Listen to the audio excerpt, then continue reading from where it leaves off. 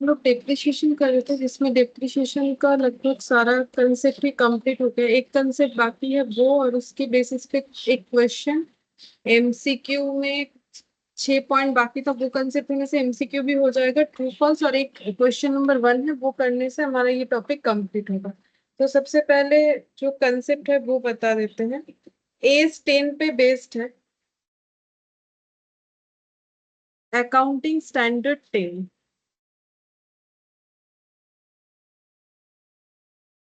Accounting standard 10 जो है वो पीपी को लेके बात करता है। पीपी का मतलब होता है property plant and equipment. Property plant and equipment. तो प्रॉपर्टी प्लांट इक्विपमेंट को लेके कैसे डील करना है, उसके लिए एज 10 हमें गाइड करता है। अब एज 10 में तो बहुत सारा चीज बताया हुआ है, बहुत बड़ा एज है, लेकिन अभी हमें जो चाहिए डेप्रिशिएशन के यहाँ, तो वो हम बता रहे हैं। एसेट को हम लोग जब रिकॉर्ड करते हैं तो दो मॉडल का यूज करते हैं, मतलब दो तरीके से रिकॉर्ड कर सकते हैं। एक होता है कॉस्ट मॉडल, एक होता है रिवैल्यूएशन मॉडल। तो कॉस्ट मॉडल कौन सा है? अभी तक हम लोगों ने जितना भी क्वेश्चन किया वो सभी कॉस्ट मॉडल है। कॉस्ट मॉडल में एसेट को रिकॉर्ड करने का मतलब या रिकॉग्नाइज करने का मतलब एसेट का कॉस्ट लेस उससे डिप्रिशिएशन करके जो एसेट का वैल्यू दिखता है हमारे बुक्स में, उसको हम लोग बोलते हैं cost model. But revaluation model क्या होता है? रिवैल्यूएशन मॉडल में एसेट को रिवैल्यू किया जाता है। पहला बात है कि एसेट को रिवैल्यू कब किया जाता है। तो एसिड का मेनली दो वैल्यू हम लोग बोल सकते हैं, होता है एक होता है फेयर वैल्यू, एक होता है बुक वैल्यू। तो फेयर वैल्यू और बुक वैल्यू में फर्क क्या है? फेयर वैल्यू जो है वो बेसिकली है मार्केट वैल्यू, मतलब मार्केट में किसी एसेट का वैल्यू क्या है उसको हम लोग बोलते हैं फेयर वैल्यू। बुक वैल्यू मतलब हमारे बैलेंस शीट में वो एसेट कितने का दिख रहा है उसको हम लोग बोलते हैं बुक वैल्यू। अब ये चीज में ना ह्यूज डिफरेंसेस दिख सकता है और नहीं भी दिख सकता है, ये दोनों में ह्यूज डिफरेंस हो सकता है, नहीं भी हो सकता है। तो ह्यूज डिफरेंस कब होता है? देखो, अगर बहुत पुराने टाइम का एसेट है, ठीक है, मतलब बहुत पुराने जमाने का कोई एसेट है, आप पुराने जमाने का कोई चीज देखेंगे तो उसका जो कॉस्ट है आज की कॉस्ट के साथ तो वो एट पर नहीं होगा, ठीक है, क्योंकि इन्फ्लेशन के वजह से, टाइम वैल्यू मनी के वजह से तो पैसे का वैल्यूएशन चेंज हुआ है। तो अगर कोई एसेट मान लेते हैं कि हमारे पास बुक्स में 1 लाख का दिख रहा है जबकि मार्केट में उसका वैल्यू 10 लाख है, मतलब कम से कम 10 गुना ज्यादा है, ठीक है। तो ऐसा अगर बहुत ज्यादा ह्यूज डिफरेंसेस होता है तो हम लोग को एसेट को फेयर वैल्यू में लेके जाना पड़ता है। या फिर हम लोगों ने एसेट को बुक किया था 5 लाख में, बट आज के डेट पे उसका वैल्यू सिर्फ और सिर्फ 10,000 है। तो अगर ऐसा कोई डिफरेंसेस देखने को मिल रहा है कि पहले जो बुक वैल्यू है एसेट का, चाहे वो कितना भी पुराना हो, और जो उसका एक्चुअली आज के डेट पे जो मार्केट वैल्यू है, जिसको अकाउंट्स के लैंग्वेज में बोला जाता है फेयर वैल्यू, ठीक है, तो उसमें अगर बहुत ज्यादा डिफरेंसेस हमें देखने को मिलता है तो हम लोग रिवैल्यूएशन करते हैं। तो पार्टनरशिप में जो हम लोग रिवैल्यूएशन पढ़े थे, तो रिवैल्यूएशन तो वहां करने के लिए बोल दिया था, तो हम लोगों ने रिवैल्यूएशन कर लिया था। बट रिवैल्यूएशन क्यों किया जाता है उसका रीजन ये है, मार्केट वैल्यू के साथ अगर बुक वैल्यू का बहुत ज्यादा डिफरेंस होता है ना।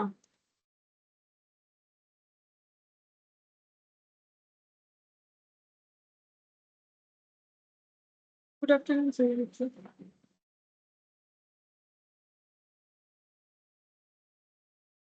तो एसेट का जो फेयर वैल्यू बुक वैल्यू जो बोल रहे थे कि अगर बहुत ज्यादा डिफरेंसेस होता है देन हमें रिवैल्यूएशन करना पड़ता है, तब हम लोग करते हैं एसेट का रिवैल्यूएशन। अब रिवैल्यूएशन कितने तरीके का होता है? डिपेंड ऑन द सिचुएशन, दो तरीके का होता है, अपवर्ड और एक होता है डाउनवर्ड। डिपेंड करता है अपवर्ड कब होगा, जब बुक वैल्यू बहुत कम दिख रहा है जबकि मार्केट में उसका वैल्यू बहुत ज्यादा है। मेरा एसेट 1 लाख का दिख रहा है मेरे बुक्स में, बट वो मार्केट में 10 लाख का है, तो मुझे 9 लाख से मेरे एसेट को बढ़ाना पड़ेगा। डाउनवर्ड कब करना पड़ेगा? मैंने अपना एसेट दिखा रखा है 10 लाख का जबकि मार्केट में उसका वैल्यू जो है मान लेते हैं कि 2 लाख है, तो फिर 8 लाख से एसेट के वैल्यू को कम कर देना पड़ेगा। तो ये हो गया अपवर्ड और डाउनवर्ड रिवैल्यूएशन। रिवैल्यूएशन क्यों होता है? तो एंट्री कैसे होता है रिवैल्यूएशन का? जैसे हम एक एग्जांपल ले लेते हैं, बुक वैल्यू है एसेट का 1 लाख और फेयर वैल्यू है एसेट का 20,000, तो मतलब हम लोगों ने एसेट को जितने में बुक कर रखा है उससे हमारा फेयर वैल्यू काफी कम है, मार्केट वैल्यू, तो हमें एसेट को मार्केट वैल्यू में लेके जाना है, इसी को बोलते हैं रिवैल्यूएशन। तो अभी रिवैल्यूएशन करने का मतलब है एसेट के वैल्यू को 80,000 से कम करना, तो उसको हम लोग बोलेंगे डाउनवर्ड, तो इसको बोला जाता है डाउनवर्ड रिवैल्यूएशन, जो कि 80,000 से कर दिया जाएगा। और इसका एंट्री क्या होता है, इसका एंट्री हम लोग पार्टनरशिप में कर चुके हैं ऑलरेडी। रिवैल्यूएशन अकाउंट डेबिट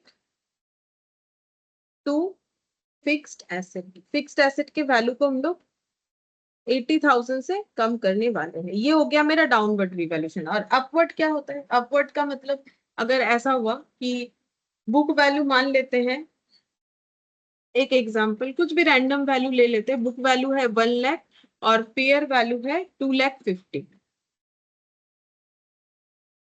तो अपवर्ड रिवैल्यूएशन करना पड़ेगा, अपवर्ड करना पड़ेगा, एसेट के वैल्यू को बढ़ाना पड़ेगा 1,50,000 से।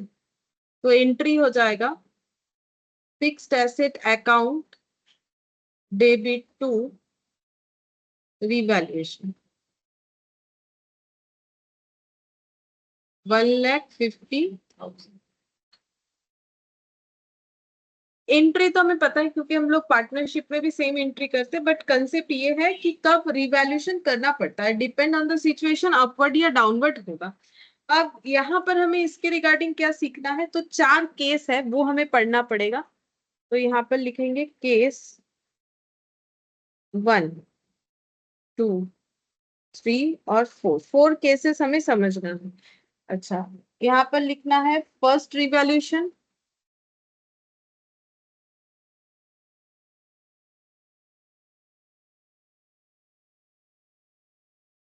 Subsequent revaluation.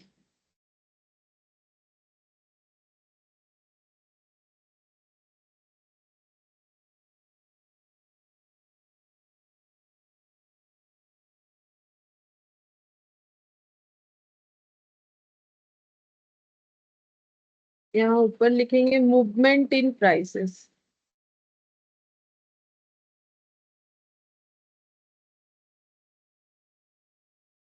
के बाद यहाँ ट्रीटमेंट, ट्रीटमेंट में भी लिखेंगे फर्स्ट रिवैल्यूएशन, सेकंड रिवैल्यूएशन।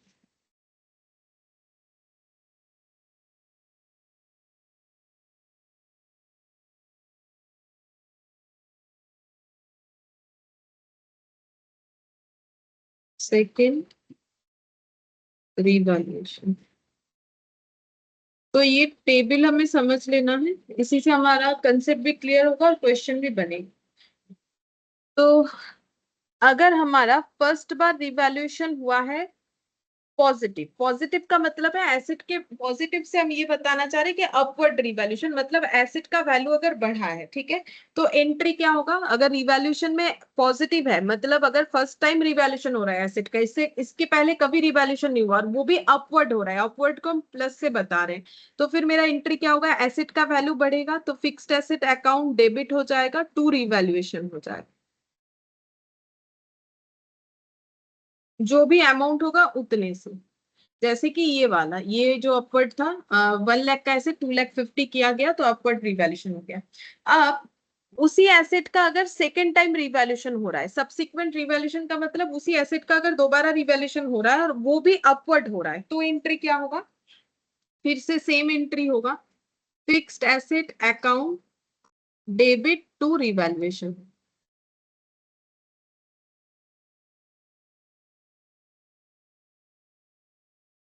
तो अगर कोई एसेट का फर्स्ट टाइम अपवर्ड रिवैल्यूएशन हुआ, सेकेंड टाइम भी अपवर्ड रिवैल्यूएशन हुआ, या फिर इसके बाद भी अगर अपवर्ड रिवैल्यूएशन ही चलता जा रहा है, तो ये एंट्री होते जाएगा। लेकिन अगर ऐसा हुआ कि फर्स्ट टाइम डाउनवर्ड रिवैल्यूएशन हुआ, तो क्या एंट्री होगा, डाउनवर्ड रिवैल्यूएशन होने का मतलब है एसेट के वैल्यू को कम कर देना, तो उस केस में एंट्री हम लोग का, ये जो लिखा है मैंने रिवैल्यूएशन टू फिक्स्ड एसेट, ऐसे नहीं होता है, ठीक है, मतलब एक्चुअली एंट्री हमें ऐसे लिखना पड़ता है, पीएल अकाउंट डेबिट, तब वो पीएल अकाउंट लिखना पड़ता है टू फिक्स्ड एसेट। ये कब होता है वो भी होगा, हम बताएंगे ये कब होता है, पहले हमें, क्योंकि एसेट का वैल्यू कम होने का मतलब हो गया हमारा लॉस, तो लॉस को कहाँ चार्ज करेंगे, पीएल में चार्ज करेंगे। फिर से अगर रिवैल्यूएशन हुआ और डाउनवर्ड ही हुआ, अगेन सेम एंट्री, तो पीएल अकाउंट डेबिट, क्योंकि लॉस हो रहा है।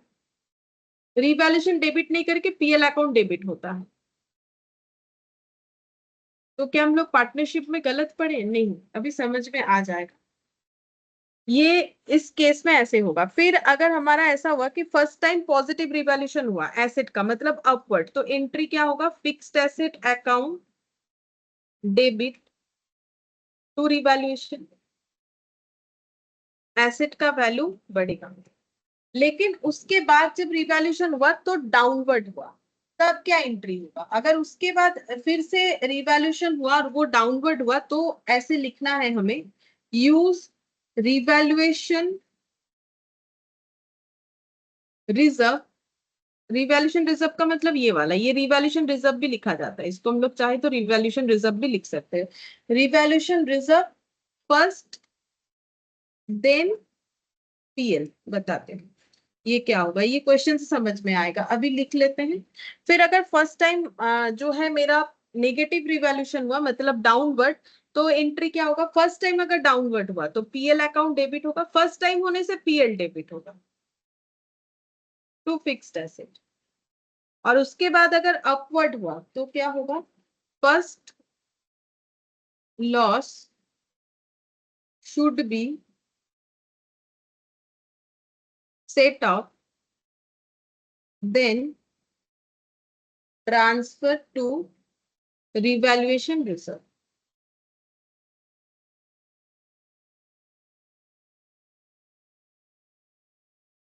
तो ये हमें फॉलो करना पड़ेगा, और इसको समझने के लिए 5A वाला क्वेश्चन लेंगे। 5 में ABC 3 पॉइंट है, उससे समझ जाएंगे। लेकिन पहले एक बार रफली बता देते हैं कि यहाँ पर क्या केस बना हुआ है। यहाँ पर 4 केस हम लोगों ने लिखा है, जो कि AS10 पे बेस्ड है। ठीक है, ये कुछ मेरा रूल्स नहीं है, AS10 का रूल्स है। ठीक है, ये कोई नॉर्मल रूल्स नहीं है, हम ये बताना चाह रहे हैं। मेरा रूल्स का मतलब ये कोई नॉर्मल रूल्स नहीं है, ये AS10 में बताया, तो ये फॉलो सभी को करना पड़ेगा। ठीक है, अकाउंटिंग स्टैंडर्ड में। तो बोला है कि अगर किसी एसेट का फर्स्ट टाइम जो है अपवर्ड रिवैल्यूएशन हुआ, उसके बाद भी अपवर्ड रिवैल्यूएशन हुआ, तो एंट्री क्या होगा? नॉर्मल, जो हमें पता है, फिक्स्ड एसेट का वैल्यू बढ़ रहा है तो fixed asset debit to revaluation. और दोनों बार ही अगर डाउनवर्ड रिवैल्यूएशन हुआ, पहले भी हुआ उसके बाद भी हुआ, तो PL debit to fixed asset, PL debit to fixed asset. Normally हम लोग डाउनवर्ड रिवैल्यूएशन होने से रिवैल्यूएशन को ही डेबिट करते हैं, लेकिन वो भी मैंने लिखा है, वो दिखाते कब होता है। ठीक है, फिर यहाँ पर बोला है कि फर्स्ट टाइम रिवैल्यूएशन होने से फिक्स्ड एसेट टू रिवैल्यूएशन, लेकिन अगर सेकेंड टाइम जो है हम लोग का डाउनवर्ड रिवैल्यूएशन हुआ, तो फिर क्या होगा? बोला है कि use revaluation reserve first then PL. मतलब डाउनवर्ड होने से लॉस होता है, तो वो लॉस जो है उसको हमें क्या करना है? अगर पहले बार किसी एसेट का वैल्यू अपवर्ड हुआ था तो उसमें प्रॉफिट हुआ था, अब अगर उसका वैल्यू हम लोग डाउनवर्ड कर रहे हैं, तो डाउनवर्ड में जितना लॉस हो रहा है उस लॉस को पहले के प्रॉफिट से पहले एडजस्ट करना है। जैसे कि ये मान लेते हैं, ये एसेट जब रिवैल्यूड हुआ तो 10 रुपए से रिवैल्यूड हुआ। ठीक है, मान लेते हैं 100 रुपए का एसेट 110 हुआ था, तो हम लोगों ने ये एंट्री किया। अब हम लोग का यही वाला एसेट जो है वो हो जा रहा है 80 रुपीज का। ठीक है, तो 80 रुपीज का हो जा रहा है, तो इसमें जो हमारा लॉस हो रहा है उस लॉस को राइट ऑफ करना है। तो लॉस कितना होगा? लॉस हो रहा है हमारा, तो यहाँ पर लॉस हो जाएगा 20 रुपीज। ठीक है, तो 20 रुपीज के लॉस को क्या करना है?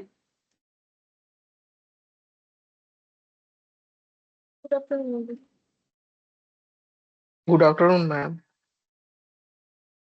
तो ये जो लॉस है, लॉस को क्या करना है? पहले जो है रिवैल्यूएशन रिजर्व से जो प्रॉफिट है उसका यूज करना है, और उसके बाद भी अगर लॉस बच जाता है तो हमें प्रॉफिट एंड लॉस अकाउंट का तब यूज करना है, उसके पहले नहीं करना है। तो अभी मैंने जैसे बोला, क्वेश्चन से समझ लेते हैं। ये वाला 5th नंबर, इससे अच्छा समझ में आएगा। ठीक है, जब तक एक एग्जाम्पल नहीं होगा ये चीज नहीं समझ में आए। तो एग्जाम्पल नहीं लेके हम क्वेश्चन ही करवा लेते हैं, 5th नंबर वाला क्वेश्चन। तो यहाँ पर बोला है कि amazing group had property plant and equipment with a book value of 35 lakh. तो बुक वैल्यू है 35 लाख। बुक वैल्यू मतलब बैलेंस शीट में 35 लाख का पीपीई दिख रहा है। पीपीई का मतलब प्रॉपर्टी प्लांट इक्विपमेंट। आज के डेट पे एक्चुअली फिक्स एसेट को बोला जाता है, मतलब जो हमारा टेंजिबल एसेट है ना उसको हम लोग ऐसे बोलते हैं, पीपीई बोलते हैं। टेंजिबल इंटेंजिबल में पार्ट में आता है, बट फिक्स्ड एसेट के लिए जो एस बना था उसका नाम हो चुका है पीपीई, प्रॉपर्टी प्लांट इक्विपमेंट, ये बोला जाता है। तो बुक वैल्यू है 35 लाख ऑन 31 दिसंबर 2019।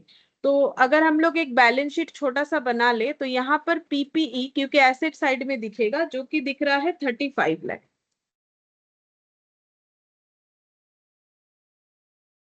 कितने का दिख रहा है 31 दिसंबर, अच्छा कब दिख रहा है 31 दिसंबर 19 को बैलेंस शीट में। ये हम जस्ट एक ड्रॉ करके देख रहे हैं। The balance in revaluation surplus on the date was 3 lakh. और रिवैल्यूएशन जो सरप्लस है मतलब रिवैल्यूएशन रिजर्व, रिजर्व हमारा लाइबिलिटी होता है तो क्रेडिट साइड में दिखेगा। तो रिवैल्यूएशन रिजर्व बोलो या रिवैल्यूएशन सरप्लस बोलो एक ही बात है। तो रिवैल्यूएशन सरप्लस में कितना दिख रहा है, बैलेंस 3 लाख दिख रहा है इस बैलेंस शीट में। फिर बोला है कि as part of their practice of revaluing the asset on yearly basis, हर साल ये लोग अपने एसेट को रिवैल्यू करते हैं, ये इनका प्रैक्टिस है, मतलब इस ऑर्गेनाइजेशन का एक रूल्स है। Another revaluation was carried out on 31 दिसंबर 2019। तो 31 दिसंबर 2019 में एक और रिवैल्यूएशन हुआ।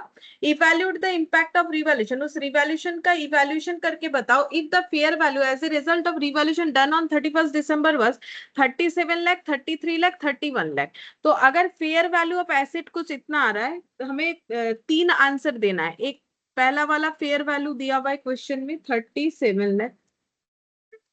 दूसरा वाला फेयर वैल्यू दिया हुआ है क्वेश्चन में 33 लाख और 31 लाख, 33 लाख और 31 लाख।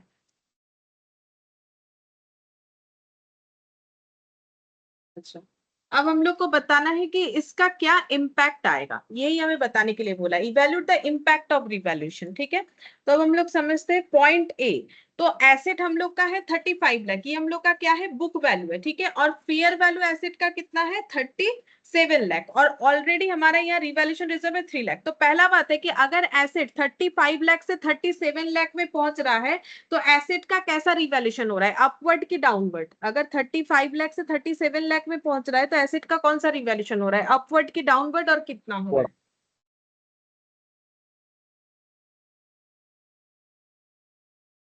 Upward ma'am.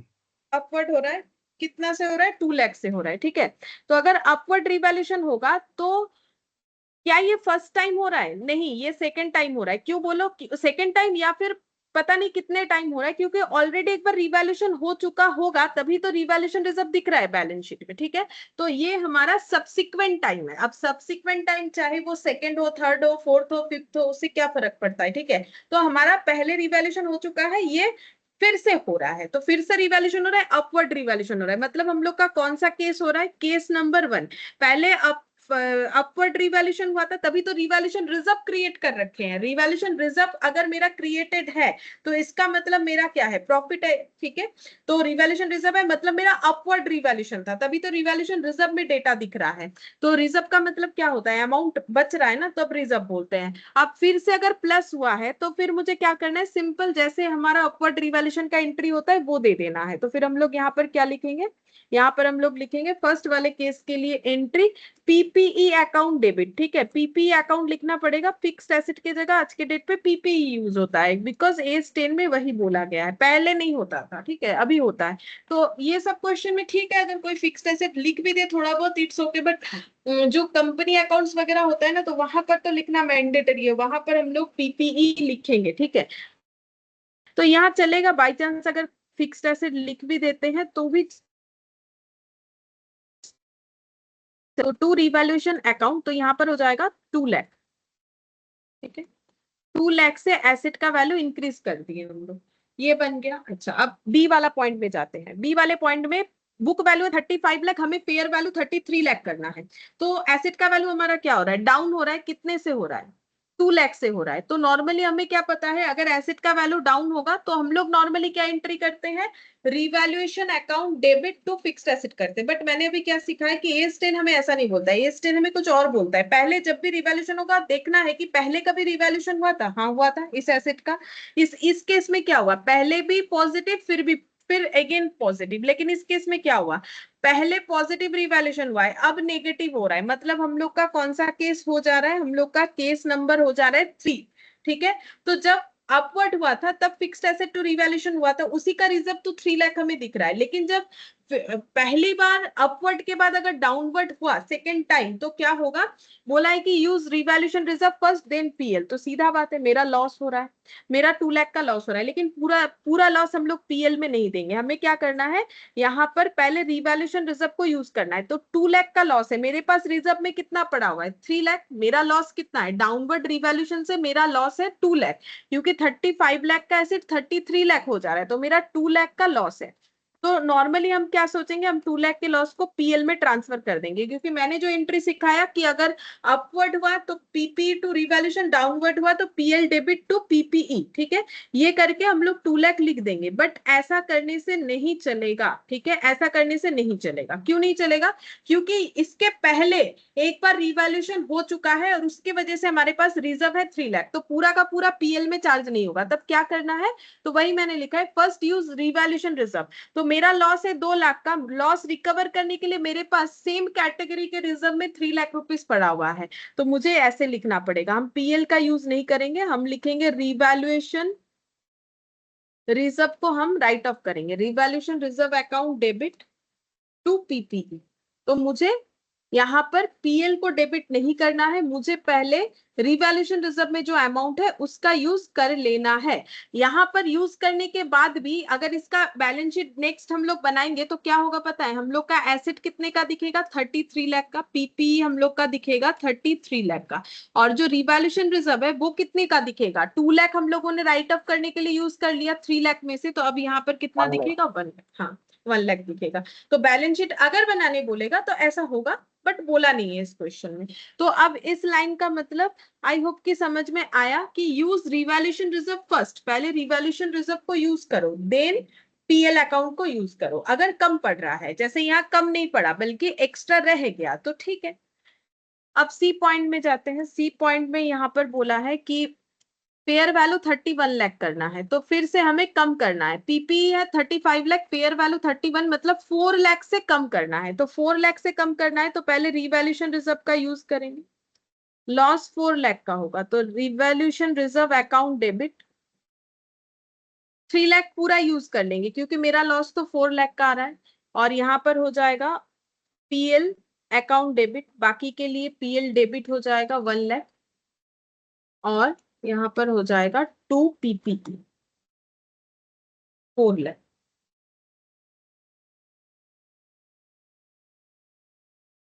तो यहाँ भी अगर बैलेंस शीट बनेगा तो वो कैसे बनेगा, पीपीई तो हम लोग का दिखेगा जितना बोला है 31 लाख हो जाएगा, और जो रिवैल्यूएशन रिजर्व है वो खत्म हो जाएगा। 3 लाख था फुल्ली यूज हो गया, ये देखो 3 लाख फुल्ली यूज होके जीरो हो गया। अब पीएल जो है, पीएल का डेबिट बैलेंस ये दिखेगा 1 लाख, ठीक है, पीएल यहाँ पर दिखेगा 1 लाख डेबिट बैलेंस के साथ, रिजर्व वाला पॉइंट खत्म हो जाएगा। तो यहाँ पर भी हम लोग का पहले अपवर्ड रिवैल्यूएशन था फिर डाउनवर्ड हुआ, ठीक है। तो ये जो भी क्वेश्चन मिला मुझे वो अपवर्ड और डाउनवर्ड पे बेस्ड था, और अगर पहले कम हुआ था अब ज्यादा है तो बोला है first loss should be set out, तो पहले लॉस को सेट अप करना है। तो इसका हम एक एग्जांपल दे देते हैं, जैसे कि यहाँ पर PL account debit to fixed asset यहाँ दिया हुआ है, जैसे मान लो पहले लॉस हुआ है तो ऐसे कर लेते हैं, कोई एक एग्जाम्पल क्रिएट कर लेते हैं, इसके लिए हम खुद से एक एग्जाम्पल बना, तो ऐसे पीपीई था, ऐसे ही कर लेते हैं ना, पीपीई था 35 लाख, इसी का एक एग्जाम्पल बना लेते हैं। अब यहाँ पर फेयर वैल्यू कम कर देते हैं, फेयर वैल्यू कर दिया मैंने 32 लाख। अच्छा पहले ऑलरेडी कम था, तो यहाँ पर मैंने 32 लाख, तो पहले नेगेटिव होना चाहिए था, पहले नेगेटिव हो रखा है, तो इसका मतलब फिर पॉजिटिव होगा, ठीक है, पहले नेगेटिव कर देते हैं फिर पॉजिटिव कर देते हैं। ऐसे करके दिखाते हैं। तो अगर 35 लाख से 32 लाख करना है हमें, तो फिर यहाँ पर हो जाएगा पहले बार करने से PL account debit 3 lakh to PPP 3 lakh. अब फिर से रिवैल्यूएशन हुआ और हम लोगों ने अपवर्ड रिवैल्यूएशन किया 36 लाख। तो एसेट हम लोग का कितने का दिख रहा था? 32 लाख। 32 लाख का एसेट और यहाँ पर पीएल दिख रहा है 3 लाख का डेबिट बैलेंस इस बैलेंस शीट में। अब अगर 32 लाख के एसेट को अगर हमें 36 लाख करना है, ऐसा मान के चलते, या फिर 35 लाख से भी कंपेयर करके कर सकते, वो भी चलेगा। तो अब अगर हमारा नेक्स्ट बार जो है 36 लाख हो रहा है, 35 लाख से तो हम ना कंपेयर 32 लाख से करते, नहीं तो नहीं समझ में आएगा ना। तो अगर 32 लाख से 36 लाख हो रहा है तो हम लोग का डाउनवर्ड रिवैल्यूएशन हो रहा है, तो 4 लाख का लॉस है। तो मैंने तो पहले वाला भी लॉस दिखा दिया, पहले वाला मुझे दिखाना चाहिए था। अच्छा, पहले लॉस उसके बाद ही मुझे ज्यादा दिखाना है। ठीक है, 32 से 36 हो रहा है तो 4 लाख का रिवैल्यूएशन रिजर्व क्रिएट हो रहा है। तो हम लोग ऐसे लिखेंगे पीपीई अकाउंट डेबिट सेकंड वाले पॉइंट के लिए। तो हम ये 32 लाख से कंपेयर कर रहे हैं कि 32 लाख से 36 लाख हो रहा है, तो 4 लाख का मेरा एसेट बढ़ गया। लेकिन पहले मेरा सेम कैटेगरी में सेम उसी एसेट में मेरा 3 लाख का लॉस था, तो पहले मुझे 3 लाख का लॉस राइट ऑफ करना पड़ेगा, उसके बाद बाकी हम रिवैल्यूएशन रिजर्व में दिखा सकते हैं। तो रिवैल्यूएशन बोल के मुझे दिखाने को मिलेगा सिर्फ 1 लाख, और यहाँ पर टू पीएल बोल के लॉस जो है वो राइट ऑफ करना पड़ेगा। तो यही चीज बोला हुआ है, बाकी क्वेश्चन में जैसे रहेगा हम लोग कर सकते हैं। तो यहाँ पर वही बोला है मैंने, first loss should be set off then transfer to revaluation reserve. तो फर्स्ट लॉस जो है वो सेट ऑफ कर लिया हम लोगों ने 3 लाख का लॉस, उसके बाद रिवैल्यूएशन रिजर्व में ट्रांसफर कर दिया। और अगर ऐसा होता कि लॉस राइट ऑफ करने के बाद रिवैल्यूएशन रिजर्व में ट्रांसफर करने का नहीं बचता, मान लेते हैं कि दोनों ही 3 लाख होता, अपवर्ड रिवैल्यूएशन 3 लाख होता, तो उस केस में PP 3 lakh to PL 3 lakh होता, फिर ये रिवैल्यूएशन वाला एंट्री नहीं होता। जैसे कि हम ये बोल रहे हैं कि अगर ये 36 लाख की जगह 35 लाख होता, तो उस केस में 3 लाख का अपवर्ड रिवैल्यूएशन होता। अगर ये 35 लाख होता फॉर एग्जाम्पल, तो फिर हमारा यहाँ पर कंडीशन ऐसे होता, पीपीई टू पीएल हो जाता ऑटोमेटिकली 3 लाख और 3 लाख, ऐसे करके एंट्री यहाँ पर, और रिवैल्यूएशन रिजर्व क्रिएट नहीं होता। तो ऐसा हो सकता है। तो ये मैंने एक छोटा सा एग्जांपल वो केस 4 के लिए भी करके दिखाया। तो ये हमें पूछ सकता है, ठीक है, एएस 10 से बेस्ड है, बहुत ही स्ट्रॉन्ग पॉइंट है, तो यहाँ से हमें क्वेश्चन पूछ सकता है एमसीक्यू वगैरह में। 6 वाला हो गया था, 5 हो गया था, 4 हो गया था, 3 भी हो गया, 2 भी हम लोगों ने कर लिया था। अब बच रहा है हम लोग का क्वेश्चन नंबर 1, जो कि काफी मतलब बड़ा है देखने में। इसका मतलब आंसर तो छोटा सा ही होगा बट वर्किंग नोट काफी बड़ा होगा। तो यहाँ पर बोला है, ये प्रोविजन जो मेथड है उस पे बेस्ड है। तो a firm's plant and machinery account at 31st December 2018 and the corresponding depreciation provision account broken down by year of purchase are as follows। तो बोल रहा है फर्म का plant and machinery account on 31st December 2018 और उसका corresponding depreciation का मतलब provision for depreciation account को मतलब ब्रोकन डाउन, मतलब उसे एक एक पार्ट में दिखाया गया है कि कैसा है। तो क्या क्या दिखाया गया है देखो, ईयर ऑफ परचेज 2002, 8, 9, 10, 17, 18, ये सब ईयर्स में एसेट परचेज हुए हैं। तो यहाँ पर एसेट का कॉस्ट दिया हुआ है, कितने में परचेज हुआ है, कौन से डेट पे कौन सा एसेट कितने में परचेज हुआ है। तो टोटल 30 लाख का एसेट परचेज हुआ है अप टू 2002 से लेके 2018 तक। और प्रोविजंस फॉर डेप्रिसिएशन का मतलब होता है जिस दिन एसेट परचेज हुआ था उस दिन से लेके जिस दिन तक का यूज, मतलब जब तक का ये डेटा दिया हुआ है तब तक का टोटल डेप्रिसिएशन को प्रोविजन बोलते हैं। प्रोविजन फॉर डेप्रिसिएशन का मतलब किसी एक पर्टिकुलर ईयर का नहीं है, जब से एसेट यूज होने को स्टार्ट हुआ तब से लेके जब तक का हमें डेटा दिया हुआ है। तो यानी जब ये एसेट परचेज हुआ था मतलब 2002 से लेके 2018 तक का ये डेप्रिसिएशन है इस एसेट पे। तो अगर 2 लाख किसी एसेट का वैल्यू और उस पे ऑलरेडी 2 लाख का डेप्रिसिएशन लग चुका है, तो इस एसेट में आगे जाके डेप्रिसिएशन नहीं लग सकता है क्योंकि एसेट पूरा जीरो हो गया है। 3 लाख का जो एसेट था उस पे अगर 3 लाख का डेप्रिसिएशन अब तक लग चुका है तो इस एसेट में भी आगे जाके और डेप्रिसिएशन नहीं लगेगा।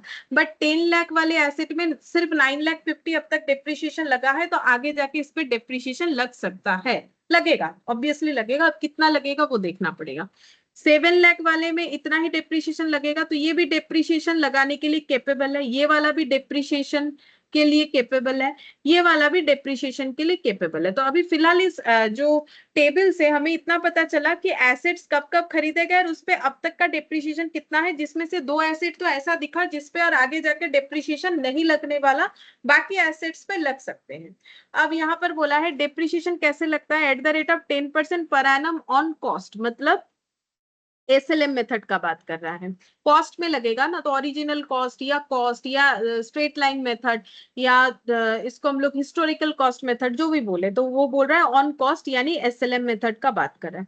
It is the company's policy to assume that all purchase, sales और disposal of plant occurred on 30th June. अगर हम लोग कोई भी एसेट को खरीदते हैं, बेचते हैं या उसे डिस्पोज ऑफ कर देते हैं, मतलब बेकार हो गया ऐसे स्क्रैप में दे देते हैं, तो भी सारा डेट हमें 30th जून को मानना है। मतलब परचेज, सेल, डिस्पोज ऑफ जो भी होगा हमें रैंडमली 30th जून मानना है, ये कंपनी का पॉलिसी है, तो हमें उसी हिसाब से क्वेश्चन करना पड़ेगा। In the relevant year for the purpose of calculating depreciation irrespective of the precise date on which this events occurred. तो बोल रहा है कि किसी भी रेलिवेंट ईयर में हमें 30th जून ही मान के चलना है, और डेप्रिसिएशन भी जब हम लोग कैलकुलेट करेंगे तो उसी तरीके से करेंगे। कब खरीदा गया है वो, मतलब एक्चुअल इवेंट में कब खरीदा गया, मतलब जरूरी तो नहीं है कि सारे एसेट 30th जून को भी खरीदा गया है, ऐसा बात नहीं है, लेकिन बोल रहा है उससे हमें कोई लेना देना नहीं है, कभी भी खरीदा हो कभी भी बेचा हो, हमें तो 30th जून मान के ही चलना है और उसी बेसिस पे सारे कैलकुलेशन करने इंक्लूडिंग डेप्रिसिएशन, वही बोल रखा है इस पैरा में।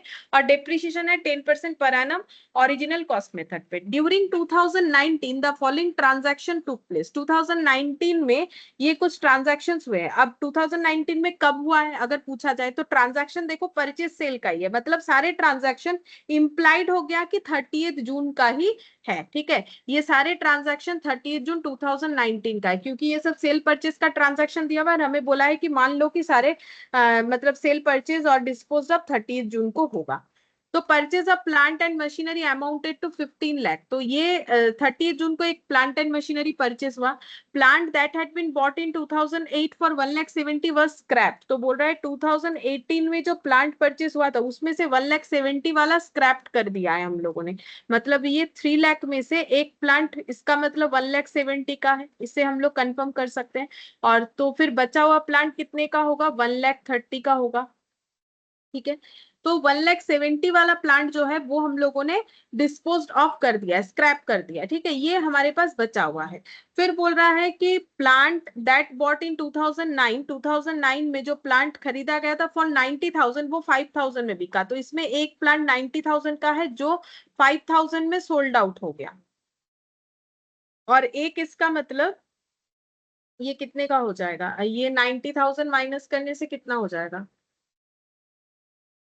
81 लाख। नहीं 81 लाख कहाँ से हुआ, 8,10,000 होगा,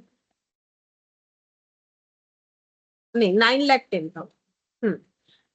9,10,000 होगा, या माइनस करने से जितना भी होगा देख लेंगे। तो ये इतने में बिक गया है। Plant that had been bought in 2010, और जो 2010 में खरीदा गया था 7 लाख का प्लांट, 7 लाख का टोटल था, उसमें से 2,40,000 वाला, इसमें से 2,40,000 वाला बिक गया है, तो बाकी पड़ा हुआ है, ठीक है, बाकी पड़ा हुआ है। ये हो गया कैलकुलेशन। अच्छा, मतलब ये कंसेप्ट हो गया कि क्या क्या इस क्वेश्चन में बोला हुआ है। उसके बाद यहाँ पर हमें बोल रहा है you are required to calculate the provision for depreciation of plant and machinery for the year ended 31st December 2019। हमें डेप्रिसिएशन कैलकुलेट करना है बट प्रोविजन बेसिस पे, मतलब up to date, sorry, from the date of purchase to up to the date यानी 31st December 2019 तक, जब purchase हुआ तब से लेकर 31st December 2019 तक हमें डेप्रिसिएशन को कैलकुलेट करना है, प्रोविजन फॉर डेप्रिसिएशन को कैलकुलेट करना है। इन calculating this provisions you should bear in mind that it is the company's policy to show any profit or loss on the sale or disposal of plant as a completely separate item in profit and loss account. You are also required to prepare the following ledger. तो हमें mainly ये laser बनाने बोला, ये जो बोला है बोल रहा है कि कंपनी का पॉलिसी है कि एसेट बेच के जो प्रॉफिट लॉस होता है वो अलग से ये लोग अपने पीएल अकाउंट में दिखाते हैं। तो हमें तो पीएल अकाउंट बनाने बोला नहीं है, देख लो 3 लेजर ये बनाने बोला, ठीक है। तो वो लोग पॉलिसी अपना फॉलो करेंगे। तो हम लोग को बनाना है profit and loss account, machinery, sorry, PL account, plant and machinery account at cost, ठीक है, कॉस्ट में दिखेगा। तो प्रोविजन अकाउंट होता है तो एसेट्स कॉस्ट में ही दिखते हैं। डेप्रिसिएशन का प्रोविजन, सेल्स और disposal of plant and machinery, ये अकाउंट हमें बना के देना है। तो अकाउंट तो काफी छोटा छोटा होगा, अकाउंट ज्यादा बड़ा नहीं होगा। मेन तो हम लोग का यहाँ पर वर्किंग नोट होगा, वर्किंग नोट से ही हम लोग लिख के सारे पॉइंट्स को जो है अकाउंट में ट्रांसफर कर देंगे। ठीक है, तो सबसे पहला प्लांट एंड मशीनरी अकाउंट जो कि कॉस्ट में दिखेगा, तो यहाँ पर लिखते हैं प्लांट एंड मशीनरी अकाउंट।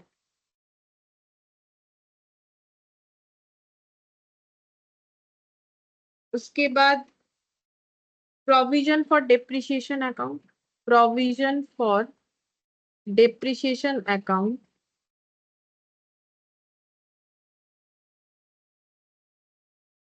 और plant and machinery disposal account.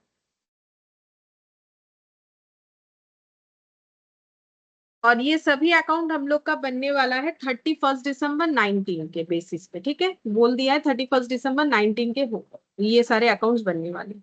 अच्छा, तो प्लांट एंड मशीनरी अकाउंट में हम लोग को क्या लिखना पड़ेगा, एसेट का ओपनिंग बैलेंस। तो ये देखो यहाँ पर बोला है प्लांट एंड मशीनरी अकाउंट में 31 दिसंबर 2018 को ये सब डेटा दिख रहा है जो कि बाइफरकेट करके दिया है। तो इसका मतलब ये जो 30 लाख का टोटल और ये जो दिख रहा है, ये हम लोग का कब का दिख रहा है, ये हम लोग को दिख रहा है 31 दिसंबर 2018 का एसेट का बैलेंस और 31 दिसंबर 2018 का डेप्रिसिएशन के प्रोविजन का बैलेंस, सभी एसेट्स का। ठीक है, मतलब 1119 का, तो हम लोग को तो पूरे 19 सिर्फ और सिर्फ 2019 का हम लोगों को अकाउंट बनाने बोला है।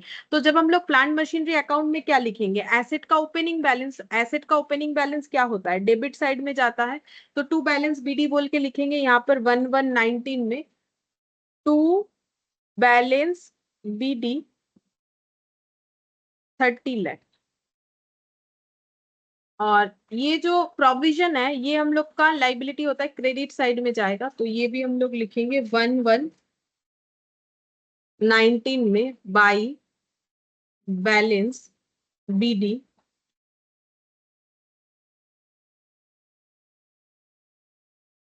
21,35,000।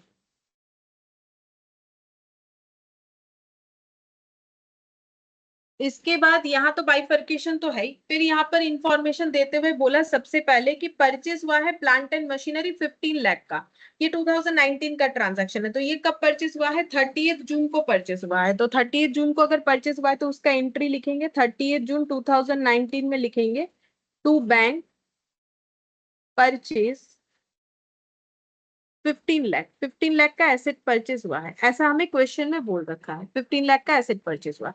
इसके बाद यहाँ पर 2019 में डेट कौन सा है, 30 जून, क्योंकि पहले ही बोल दिया जो भी ट्रांजैक्शन लिखना है 30 जून के बेसिस पे लिखना है। तो 30 जून को 2008 वाला प्लांट बिक गया, 2009 वाला प्लांट इतना वाला प्लांट बिक गया और 2010 वाला इतने वाला प्लांट बिक गया। देखो ये सब प्लांट का कॉस्ट है कि इतने में जो प्लांट खरीदा गया था ये स्क्रैप हो गया, मतलब ये 0 वैल्यू में बिका, ये 5,000 में बिका और ये वाला 15,000 में बिका। लेकिन जब हम लोग प्रोविजन अकाउंट सीखे थे तब मैंने बोला था कि प्लांट हम लोग का जो एसेट अकाउंट है वो अपना ओरिजिनल कॉस्ट बताएगा। तो ओरिजिनल कॉस्ट के अकॉर्डिंग कितने रुपए का एसेट्स बिक गया, तो 1,70,90 और 2,40,000 का जो एसेट्स था वो चला गया। तो उस पे एंट्री क्या होता है, डिस्पोजल अकाउंट बना हुआ है तो डिस्पोजल अकाउंट के थ्रू से एंट्री होता है।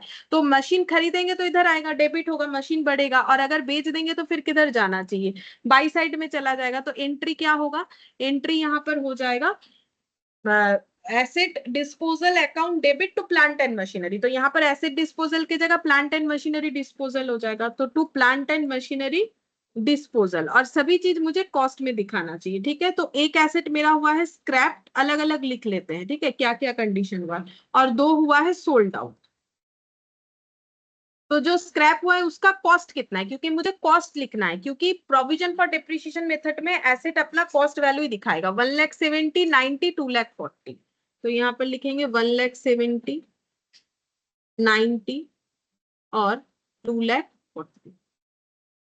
तो अब कितने रुपए का एसेट बच जाएगा, तो यहाँ पर लिखते हैं 31 दिसंबर 2019 को जो बैलेंस दिखेगा उतने का ही एसेट बच रहा है फिर।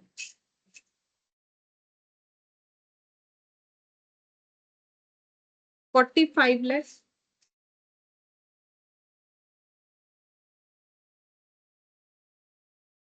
टोटल 45 लाख का एसेट था, कितने का एसेट बिक गया? 45 लाख माइनस 1,70,000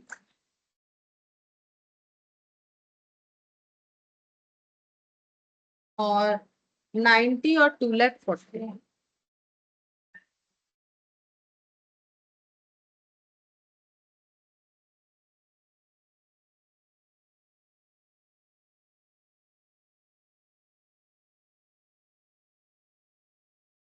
5 लाख का एसेट बिक गया है, तो 40 लाख का एसेट इसका मतलब हमारे पास बचा हुआ रहेगा। ये बैलेंस करके निकाला, बाकी वर्किंग नोट जब बनाएंगे ना तो वहां से भी हम चेक करवा देंगे कि 40 लाख का एसेट बच रहा है। अब इसका क्रॉस पोस्टिंग यहाँ प्लांट एंड मशीनरी डिस्पोजल में कर सकते हैं। 30 जून 2019 को to plant and machinery scrapped, sold और सोल्ड 1,70,000, 90,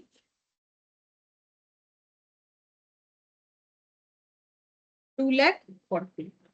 तो एक अकाउंट तो बन भी गया, ये कोई बड़ा बात नहीं, एक अकाउंट तो बन भी गया, हमारा क्लोज भी हो गया, लेकिन बाकी तो अकाउंट बनाने में टाइम लगेगा, क्योंकि जो डेप्रिसिएशन का कैलकुलेशन है वो उतने आसानी से नहीं होगा। ठीक है, मतलब थोड़ा सा अलग तरीके से करना पड़ेगा। क्या हम लोग इसमें से किसी अकाउंट में और एंट्री कर सकते हैं? जो एसेट बिका है उसका बैंक का एंट्री कर सकते हैं, बाई बैंक बोल के। तो यहाँ पर लिख देते हैं 30 जून 19 को, यहाँ पर, यहाँ तो प्रोविजन का एक एंट्री होगा पहले, फिर यहाँ पर लिख देते हैं बाई बैंक, थोड़ा नीचे लिखते हैं बाई बैंक, सेल हुआ है 5,000 और 15,000, एक तो जीरो वैल्यू में हुआ है तो एक हो जाएगा 5,000 और एक हो जाएगा 15,000, सेल हो गया। बस इतना अभी हम लोग लिख सकते हैं, और अभी कुछ नहीं कर सकते। जो भी हम लोगों ने अभी पढ़ा बस इतना रेडी कर सकते हैं। अब हम लोग को एक एक चीज वर्किंग नोट बना के करना है। वर्किंग नोट क्यों बनेगा? क्योंकि हमें ये पता करना है ना कि प्रोविजन फॉर डिप्रिशिएशन में हमें क्या लिखना है कि करंट ईयर में कितना डिप्रिशिएशन चार्ज हुआ, और जो एसेट बिक गया उसका टोटल डिप्रिशिएशन को हमें एलिमिनेट कर देना है। तो उसके लिए कैलकुलेशन करना पड़ेगा। ठीक है, तो कैलकुलेशन स्टार्ट करते हैं। यहाँ पर वर्किंग नोट नंबर 1, हम एसेट्स का नाम ऐसे दे देंगे M1 M2 ऐसे करके, M1 M2 M3 M4 M5 M6, और ये जो नया खरीदा M7, इस तरीके से एसेट का नाम दे देते हैं। तो सबसे पहले M1 वाले एसेट का कैलकुलेशन दिखाते हैं। तो यहाँ पर लिख देते हैं M1। तो ओरिजिनल कॉस्ट कितना है इस एसेट का? ओरिजिनल कॉस्ट है इस एसेट का 2 लाख। जब खरीदा गया था ये एसेट 2 लाख का था। ठीक है, कब खरीदा गया? 2002, तो इसका मतलब ये भी मान के चलो कि 30 जून 2002 को ही खरीदा गया है। ठीक है, तो उसके बाद इस पे कितना डेप्रिसिएशन लगा है वो हमें क्वेश्चन बता दिया है कि 2002 में ये खरीदा गया है और 31 दिसंबर तक, 31 दिसंबर 18 तक 2 लाख का डेप्रिसिएशन लग चुका है। तो यहाँ पर लेस कर देते हैं, प्रोविजन फॉर डेप्रिसिएशन ये लग चुका है 2 लाख का। ऑलरेडी 2 लाख का डेप्रिसिएशन इस पे चार्ज हो चुका है, तो इस पे फर्दर और कोई डेप्रिसिएशन नहीं लगने वाला। मतलब ये वैल्यू कब का दिख रहा है? 1119 का दिख रहा है। मतलब 1119 के ओपनिंग बैलेंस में ये एसेट पे और हमारा कोई डेप्रिसिएशन आगे नहीं लगने वाला। ठीक है, फिर इसके बाद M2 वाले एसेट पे जाते हैं।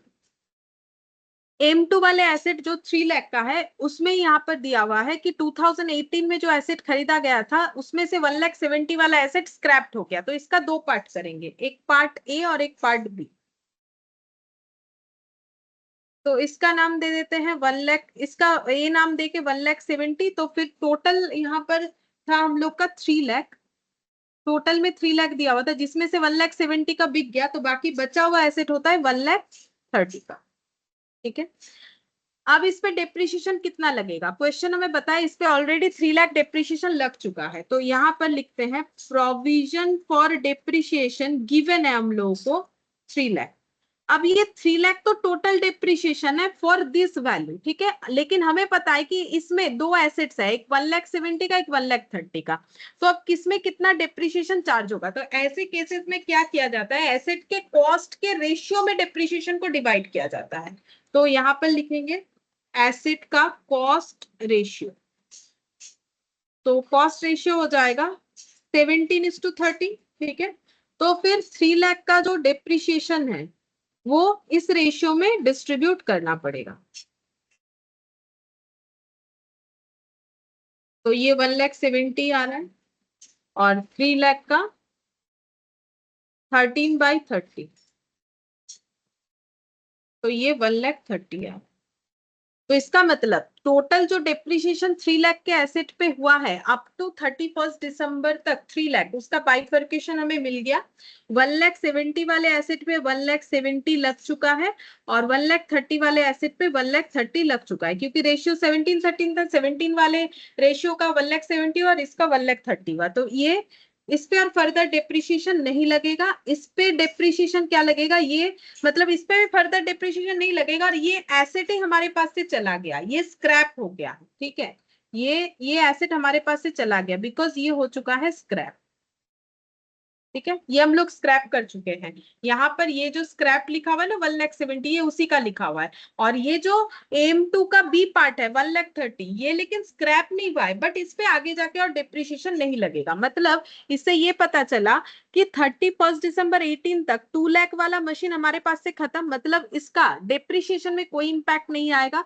AM2 का 2 हिस्सा किया, जिसमें से 1,30,000 का इंपैक्ट नहीं आएगा, क्योंकि वो फुल्ली डिप्रिशिएट हो चुका है अप टू 31 दिसंबर तक। और 1,70,000 में स्क्रैप किया है, तो वो लिख दिया। जब वो हमारे पास से आउट हो जाएगा, जैसे एक देखो, ये 1,30,000 पर डिप्रिशिएशन नहीं लगा सकते, लेकिन एसेट मेरे पास पड़ा हुआ है, तो फिर उसका कॉस्ट तो यहाँ दिखेगा। मेरा मोबाइल खराब हो गया, बट मैंने उसको बेचा नहीं या उसको स्क्रैप नहीं किया, मेरे पास ही है, तो फिर वो काउंटिंग में रहेगा। लेकिन अगर मैंने मेरा पुराना जो मोबाइल मेरा खराब हो गया उसको मैंने बेच दिया या स्क्रैप कर दिया, फिर उसका रिकॉर्डिंग मुझे करना पड़ेगा कि ये एसेट मेरे पास से चला जा रहा है। बट ये एसेट मेरे पास से नहीं जा रहा है, ये एसेट हमारे पास रहेगा, पर इस पे डेप्रिशिएशन आगे नहीं लगने वाला। ये 2,00,000 वाला एसेट भी रहेगा, 1,30,000 वाला एसेट भी हमारे पास अभी है, ये दोनों एसेट हमारे पास से नहीं जा रहा है। अब नेक्स्ट हम लोग M3 करते हैं। M3, तो M3 वाला जो एसेट है वो है 10,00,000। 10,00,000 वाला एसेट में ये देखो 2009 में लिया गया था, इसका भी दो पार्ट होगा, 90,000 और एक दूसरा पार्ट। तो इसका भी हम A और B कर लेते हैं। तो ये हो गया 90,000, एक पार्ट हमें बोला था, और ये टोटल में तो 10,00,000 है, तो बाकी बचा हुआ हो जाएगा हम लोग का 9,10,000। अब इस पे प्रोविजन फॉर डेप्रिसिएशन कितना है, क्वेश्चन जरूर बोला है हमें।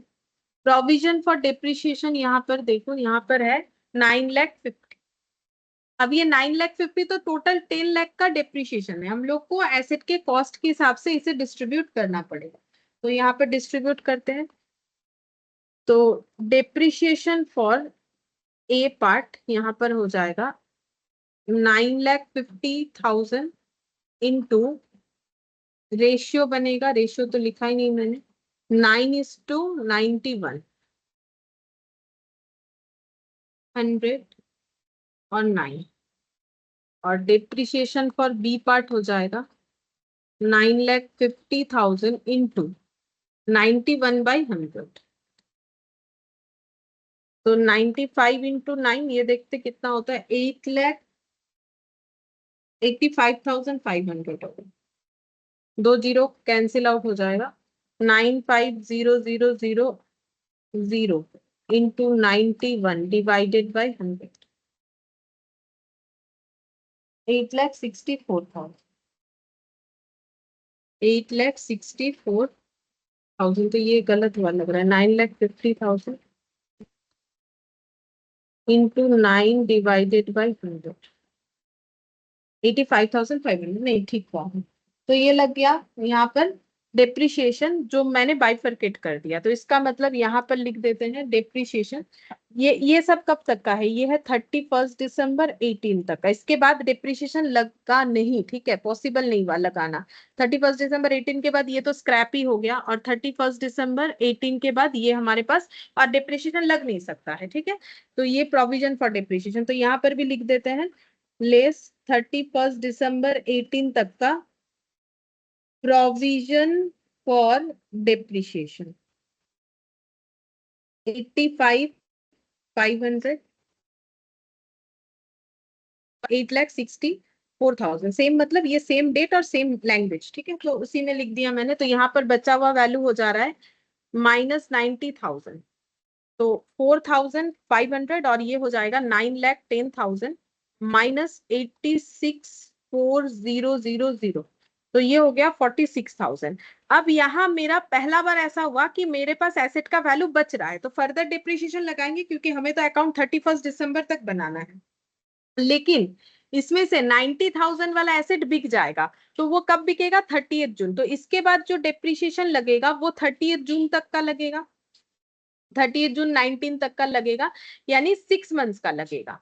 ठीक है, क्योंकि जैन से जून तक 6 मंथ्स होता है, तो 6 मंथ्स का डेप्रिशिएशन कितना होगा, तो हम लोग कैसे कैलकुलेट करेंगे? तो हम यहाँ पर लिख देते हैं depreciation from 1/1/19 to 30th of June 19 तक का फॉर 6 मंथ्स कितना हो जाएगा? क्योंकि ओरिजिनल कॉस्ट मेथड है, तो 90,000 इंटू 10% है इंटू 6/12, तो बेसिकली 5% करने से हमें पता चलेगा कितना होगा, तो ये हो जाएगा 4,500। 5% करने से 5×9 = 45 होता है, तो 4,500 डेप्रिशिएशन लग गया। डेप्रिशिएशन लगने के बाद इसका वैल्यू 0 हो गया, बट ये एसेट बिका कितने से? बट ये एसेट बिक गया 5,000। मतलब हमारे लिए जो एसेट,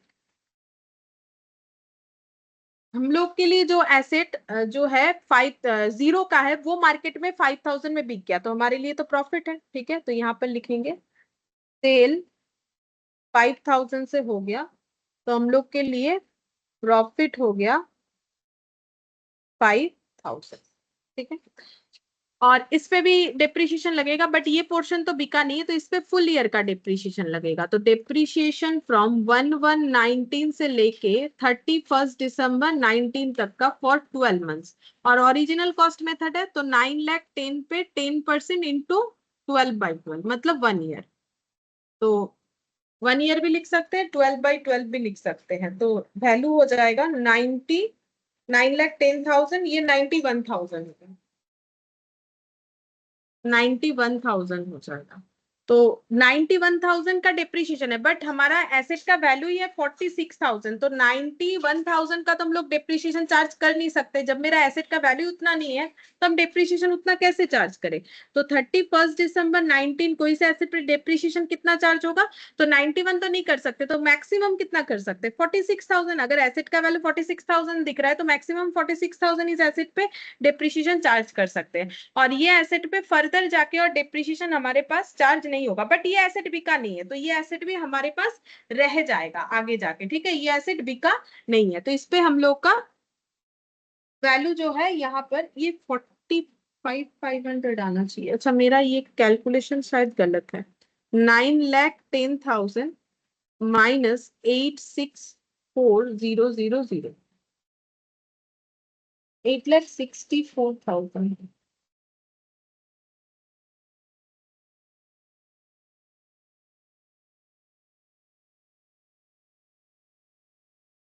एक सेकंड, 9 लाख, 9,50,000, ये ठीक किया है मैंने? 9,50,000 इंटू 91 डिवाइडेड बाई 100, 8,64,500 होगा। अच्छा, ये गलत हुआ है, तो इसीलिए मेरा थोड़ा आंसर मिसमैच हो रहा था। 8,64,500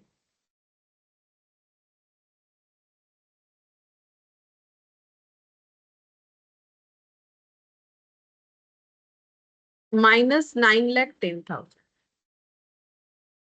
45,500, और डिप्रिशिएशन भी हम लोग मैक्सिमम कितना चार्ज कर सकते हैं? 45,500। तो आगे जाके और डिप्रिशिएशन चार्ज नहीं कर सकते, बट ये एसेट हमारे पास अवेलेबल है, ये स्क्रैप नहीं हुआ है। ठीक है, लेकिन ये एसेट हम लोगों ने बेचा नहीं है, ये एसेट हमारे पास अवेलेबल है।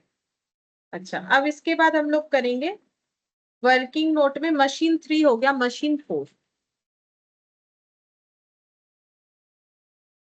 तो मशीन 4 7 लाख का है।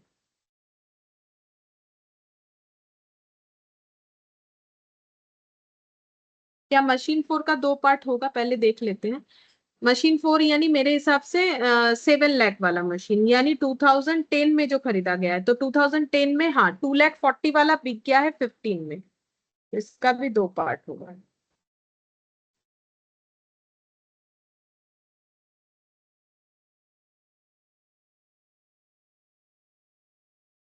2,40,000 और माइनस करने से हो जाएगा 4,60,000।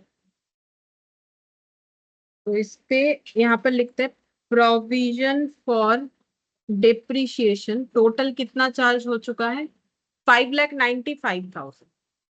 अब कौन से एसेट के लिए कितना है वो देखना पड़ेगा। तो यहाँ पर हो जाएगा, रेशियो निकालेंगे, तो रेशियो हो जाएगा 24:46। तो ए पोर्शन का डिप्रिशिएशन हो जाएगा 5,95,000 इंटू 24/70, और बी पोर्शन का डिप्रिशिएशन हो जाएगा 5,95,000 इंटू 46/70। तो 31 दिसंबर तक का डिप्रिशिएशन हम लोग 31 दिसंबर 18 तक का 31 दिसंबर 18 प्रोविजन फॉर डिप्रिशिएशन, ये हम लोग लिख सकते हैं कितना कितना हो रहा है। 5,95,000 डिवाइडेड बाय 70 इंटू 24, 2,04,000, 3,91,000। तो अब तक जो डेप्रिसिएशन लगा है उसमें इस पोर्शन के लिए 2,04,000, इस पोर्शन के लिए 3,91,000। तो बचा हुआ वैल्यू कितना होगा 1119 में, माइनस 4,60,000, तो 69,000, और 2,40,000 माइनस 2,04,000, तो ये हो जाएगा 36,000। ये हो गया बचा हुआ वैल्यू। अब फिर से डेप्रिसिएशन लगेगा क्योंकि एसेट में वैल्यू बचा हुआ है तो लगेगा, लेकिन ये एसेट बिक जाएगा 2,40,000 वाला, तो इस पे 30 जून तक का डेप्रिसिएशन लगेगा और 15,000 में बिकेगा। 30 जून 19 तक का डेप्रिसिएशन लगेगा, मतलब 6 मंथ्स का। तो 6 मंथ्स का डेप्रिसिएशन कितना हो जाएगा, तो ओरिजिनल कॉस्ट पे लगेगा, तो हम यहाँ पर लिख देते हैं depreciation for A from 1/1/19 to 30th of June 19, 2,40,000 into 10% into 6/12, मतलब 5%। 5% करने से जितना आएगा, तो आई थिंक 5% करने से आ जाएगा 12,000। 12,000 ही है, तो 12,000। अब इसका वैल्यू बच रहा है 24,000। तो 24,000 वाला एसेट हम लोगों ने बेचा कितने में, 24,000 वाला जो एसेट है वो हम लोगों ने सोल्ड आउट किया है 5,000 में, नहीं 15 में बेचा है, तो लॉस है, लॉस है 9,000 का।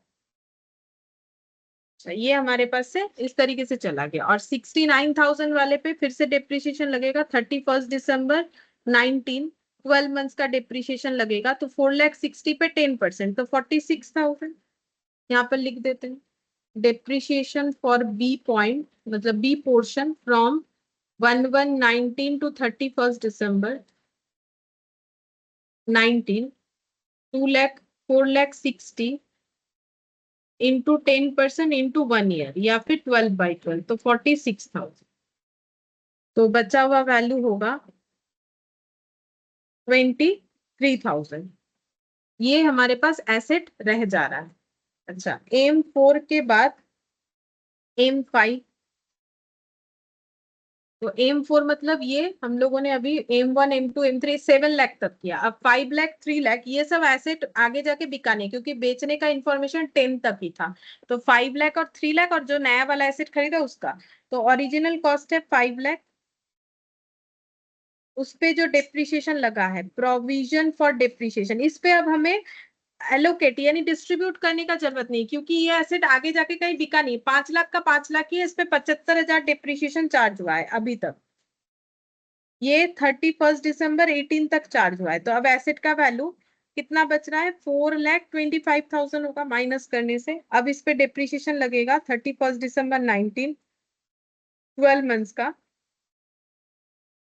तो 5 लाख का 10% 50,000 हो जाएगा, क्योंकि ओरिजिनल कॉस्ट मेथड बोला है।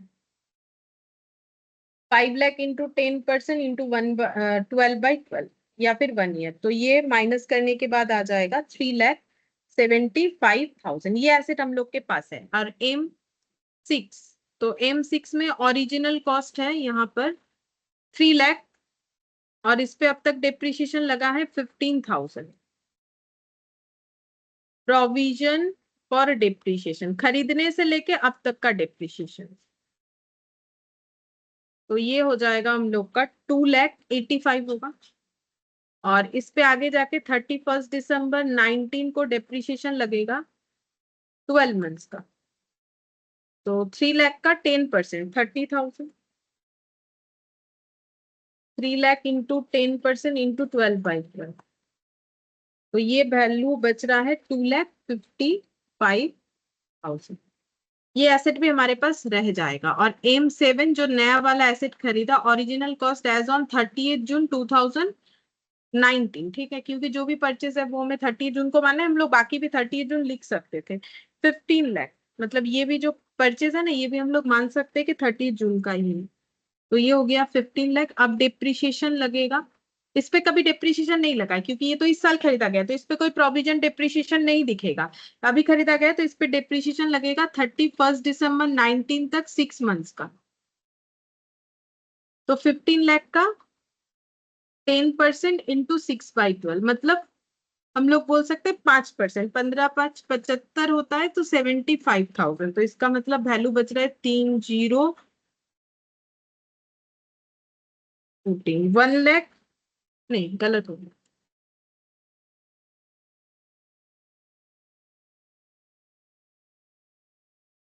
1,42,000, 14,25,000 होगा, 14,25,000 ये हो रहा है। अब हम लोग को धीरे धीरे करके ये पोस्ट करना है। तो सबसे पहले हम एक चीज टैली करवा देते हैं कि हम लोग का जो ये बचा हुआ एसेट है ना, 40 लाख दिख रहा है, वो हम प्रूव करवा देते हैं कि कैसे हम लोग यहाँ देख के पता कर सकते हैं। जैसे ये वाला एसेट बिका नहीं है, तो 2 लाख वाला एसेट हमारे पास है, ठीक है, तो हम लोग काउंट करते हैं, हमारे पास 2 लाख वाला एसेट है, प्लस यहाँ पर 1,70,000 वाला स्क्रैप हुआ, बट 1,30,000 वाला पड़ा हुआ है, तो 2 लाख और 1.3 लाख ऐसे लिखते हैं, 2 लाख 1.3 लाख वाला एसेट है। आगे देखते हैं M3 में ये एसेट सेल हो गया, तो 9,10,000 वाला एसेट हमारे पास है, हाँ भले ही वो और डिप्रिशिएट आगे नहीं हो रहा है, बट है हमारे साथ 9.10, तो 9.1 कर दिया। इसमें से ये वाला हमारे पास चला गया, ये है 4.6 वाला एसेट हम लोग के पास है, तो +4.6 और कौन सा एसेट है हमारे पास, ये सभी पड़ा हुआ है, 5 लाख, 3 लाख और 15 लाख, तो 5 लाख और 3 लाख, 5 और 15, 23 लाख, तो यहाँ पर ऐड कर देते हैं 23 लाख, ठीक है। तो ये सब एसेट हमारे पास पड़ा हुआ है, तो ये सारे एसेट को ऐड करने से वो वैल्यू आना चाहिए जो हमारे क्लोजिंग बैलेंस में दिख रहा है। तो ये हो गया 2 lakh plus 1,30,000 plus 9,10,000 plus 4,60,000 plus 23 lakh. तो देखो 40 लाख का एसेट पड़ा हुआ है, मैंने वही बोला था कि हम लोग देख सकते हैं आराम से वर्किंग नोट से कि 40 लाख का एसेट पड़ा हुआ है कि नहीं। तो 40 लाख का एसेट पड़ा हुआ है, तो ये पड़े हुए एसेट में कौन कौन सा आएगा, जो जिसका वैल्यू तो दिख रहा है, जिसका वैल्यू नील हो गया वो भी हमारे पास पड़ा हुआ है, अगर हम लोगों ने उसे स्क्रैप नहीं किया या फिर नहीं बेचा, तो वैसे करके मैंने चेक करवा दिया, ठीक है।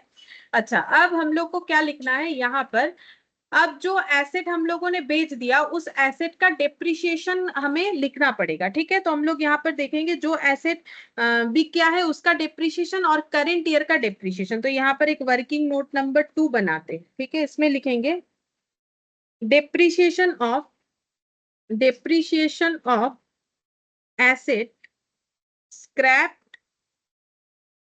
And sold out. जो एसेट बिक गया और जिसको स्क्रैप किया है वो सभी एसेट का डेप्रिसिएशन, जैसे यहाँ स्टार्टिंग से देखते हैं, जैसे M1, तो ये तो सोल्ड आउट नहीं हुआ, ये स्क्रैप होने का मतलब ही हम लोगों ने अपने पास से डिस्कट कर दिया, तो उस पर डेप्रिसिएशन अब तक का लगा है 1,70,000। तो प्रोविजन ढूंढ रहे, प्रोविजन फॉर डेप्रिसिएशन, तो 1,70,000 ये कौन से वाले एसेट का है, M2A वाले एसेट का है। चलो वो भी लिख लेते हैं ताकि बाद में कभी भी हम लोग क्वेश्चन देखें तो समझ में आए। तो M2A वाला, ठीक है, ये 1,70,000।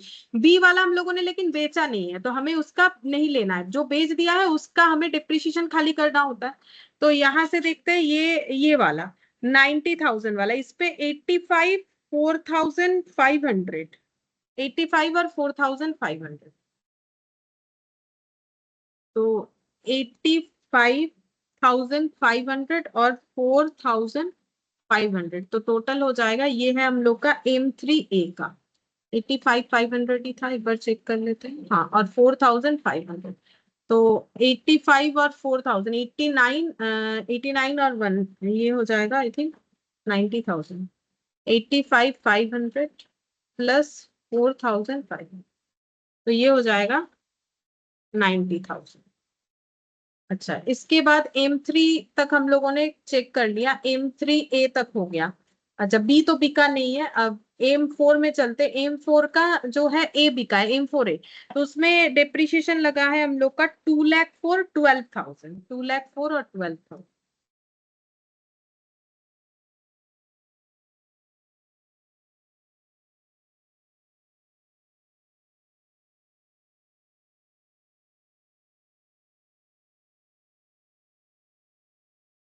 2,16,000 M4A हो गया। अच्छा, इसके बाद बी नहीं बिका, M5, M6, M7 कुछ भी नहीं बिका, तो जो एसेट बिका उसका टोटल डेप्रिसिएशन 2,16,000 प्लस 90,000 प्लस 1,70,000, तो 4,76,000। ये हम लोग का पता चल गया कि जो हम लोग का डेप्रिसिएशन है वो कितना है। वो है हम लोग का जो एसेट बिक गया 4,76,000। तो अब हम लोग ये यहाँ पर लिख सकते हैं खाली करने के लिए, जो एसेट बिक गया तो उसका एंट्री क्या होता है यहाँ पर। एसेट डिस्पोजल में हम लोग क्या लिखते हैं, एसेट डिस्पोजल में लिखेंगे बाई प्रोविजन फॉर डेप्रिसिएशन, क्योंकि इस पे क्या लिखा जाता है, कितने का एसेट था, कितना यूज किया, दैट इज डेप्रिसिएशन, कितने में बिका, तो उसके बाद बाकी रिकॉर्ड हो जाएगा प्रॉफिट या लॉस। तो provision for depreciation working note number 2 से ये आ रहा है हम लोग का 4,76,000 की इतने डेप्रिसिएशन वाले एसेट हमारे पास से चले जा रहे हैं। तो इसका क्रॉस पोस्टिंग भी हो जाएगा 30 जून 19 को टू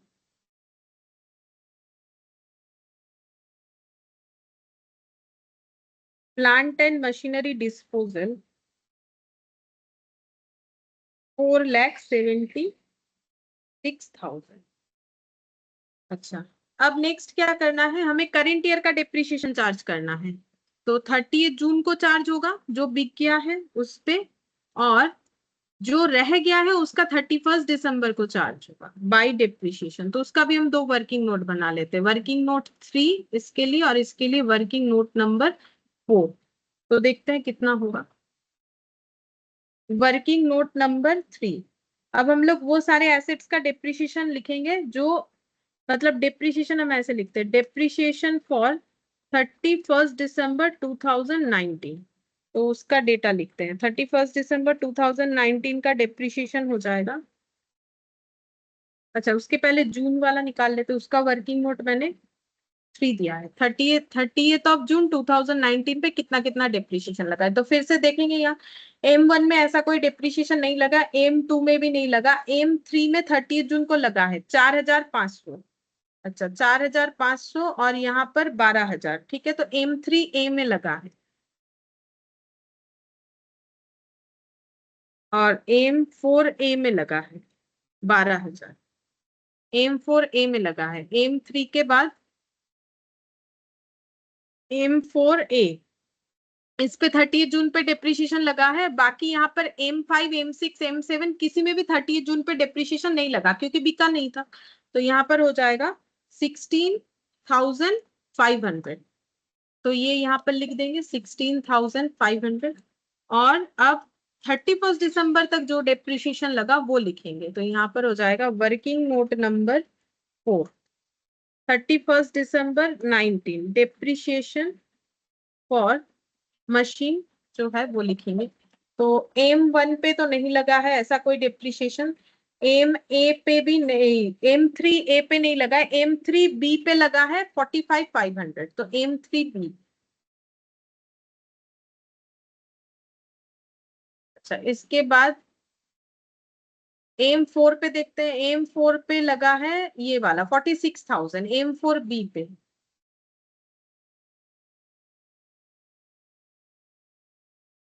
अच्छा, M4 के बाद M5 का लगा है 50,000 M6 का 30,000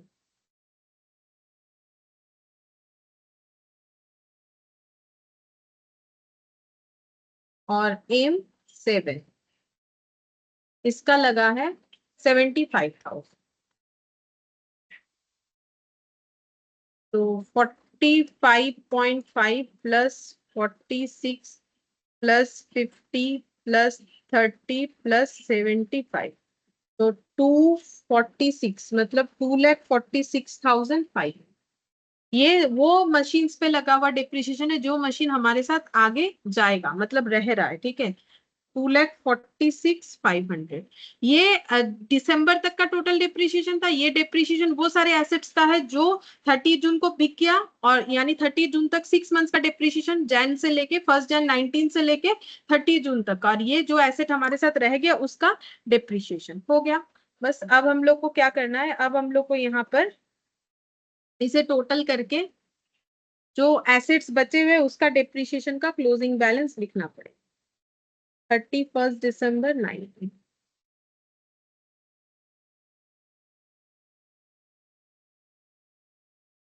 246.5 और ये हो जाएगा 165 प्लस 21.35, तो ये हम लोग का हो जाएगा 43, नहीं ये गलत आ गया, 16,500, 246,500, 23,98,000, 23,98,000 माइनस 4,76,000, तो 19,22,000। ये भी चाहे तो चेक करके देखा जा सकता है वर्किंग नोट से कि कितना सही है, मतलब ये डेटा भी हम लोग क्रॉस चेक कर सकते हैं कि जो ये क्या है, ये 19,22,000 वो डेप्रिसिएशन दिख रहा है, जो एसेट हमारे साथ आगे कंटिन्यू करे उसका परचेज डेट से लेके अब तक का डेप्रिसिएशन। जैसे अगर हम लोग देखें तो उसमें क्या क्या टोटल होना चाहिए, ये यहाँ से टोटल होना चाहिए, ये रहा 2 लाख, 2 लाख वाला एसेट तो हमारे साथ आगे कंटिन्यू कर रहा है, ठीक है, भले ही वो हमारे पास वो और आगे डिप्रिसिएशन नहीं ले पा रहा है, बट 2 लाख तक का डिप्रिसिएशन रहेगा। 1,70,000 नहीं कंसिडर होगा, 1,30,000 कंसिडर हो जाएगा, ठीक है, क्योंकि 1,30,000 का एसेट जो है ये हमारे साथ रहेगा आगे। अच्छा, इसमें ये वाला हो जाएगा 8 लाख।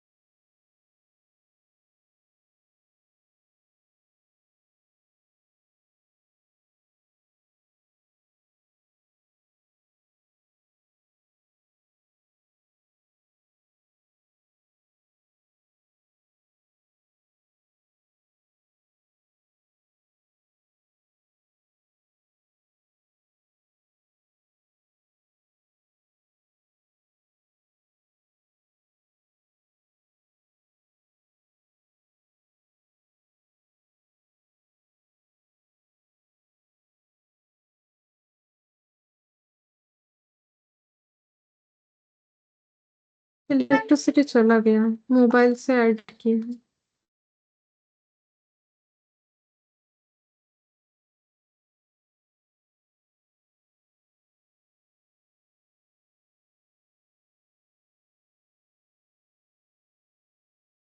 ठीक है, तो वही हम बोल रहे थे कि अगर हम लोग चाहे तो डेप्रिसिएशन को भी ऐड करके देख सकते हैं कि वही अमाउंट हो रहा है कि नहीं हो रहा है, तो जितना भी प्रोविजन फॉर डिप्रिसिएशन है जो एसेट हमारे पास है, टोटल करने से हमें वही वैल्यू मिल जाएगा। ठीक है, अगर हम लोग टोटल करते हैं ना तो ये वाला वैल्यू मिल जाएगा, चाहे तो क्रॉस चेक करके देख सकते हो। और बस यहाँ पर हम लोग का हो गया है, टू प्रॉफिट और लॉस जो भी हो रहा है वो लिख देते हैं। प्रॉफिट या लॉस एसेट बिकने पे जो भी हुआ था, तो जैसे इस पे तो कुछ भी नहीं हुआ था, ये स्क्रैप हो गया था। प्रॉफिट हुआ है 5000 एक जगह पे, एक जगह पे मेरा लॉस हुआ है 9000, तो यहाँ पर लिख देते हैं।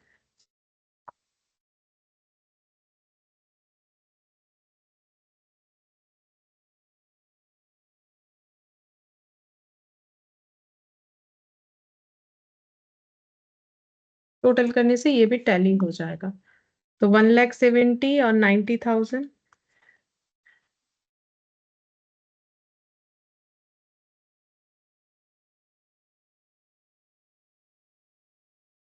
2,40,000।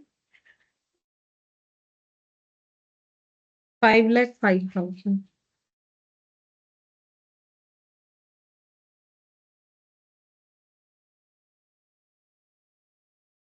Minus 20,000 minus 9,000। ठीक है, टैली हो गया।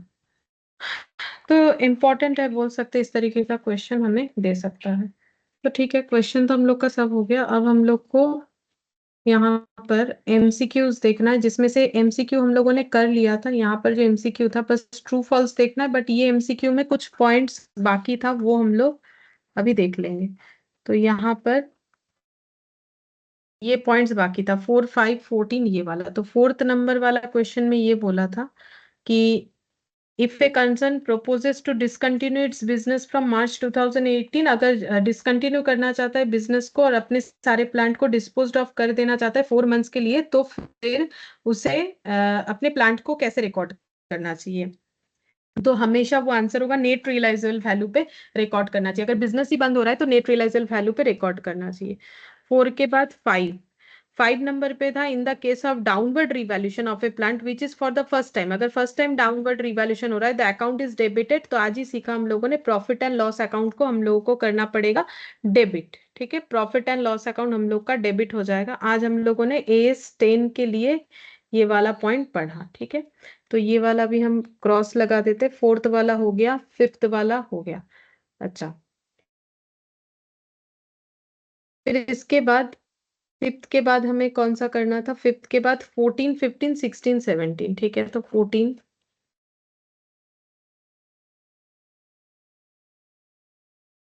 15, 16, 17। तो 17 से चलते हैं। An intangible asset is an asset with no physical existence generated internally by the business cannot be sold। तो इंटेंजिबल एसेट का मतलब होता है कि विथ नो फिजिकल एग्जिस्टेंस, जिसका कोई फिजिकल एग्जिस्टेंस नहीं है, उसे हम लोग बोलते हैं इंटेंजिबल एसेट।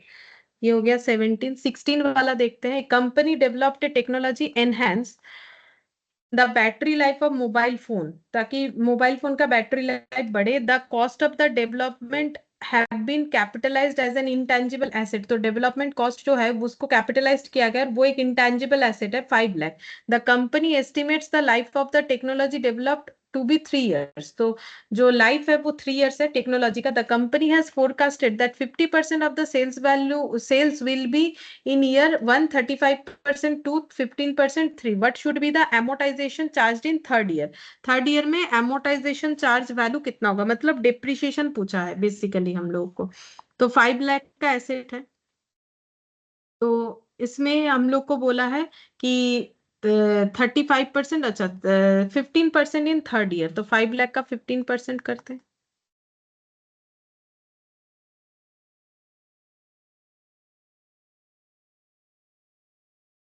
75,000। ठीक है, तो 75,000 हो गया। तो यही हमें निकालना था, what should be the amortisation charge in third year. तो थर्ड ईयर में जितना यूज होगा उतना एमोटाइजेशन चार्ज कर देंगे, क्योंकि ये तो यूज के ऊपर है ना। तो फिर ये हम लोग का 75,000 यानी ऑप्शन बी हो जाएगा। 16 का आंसर हो जाएगा ऑप्शन बी।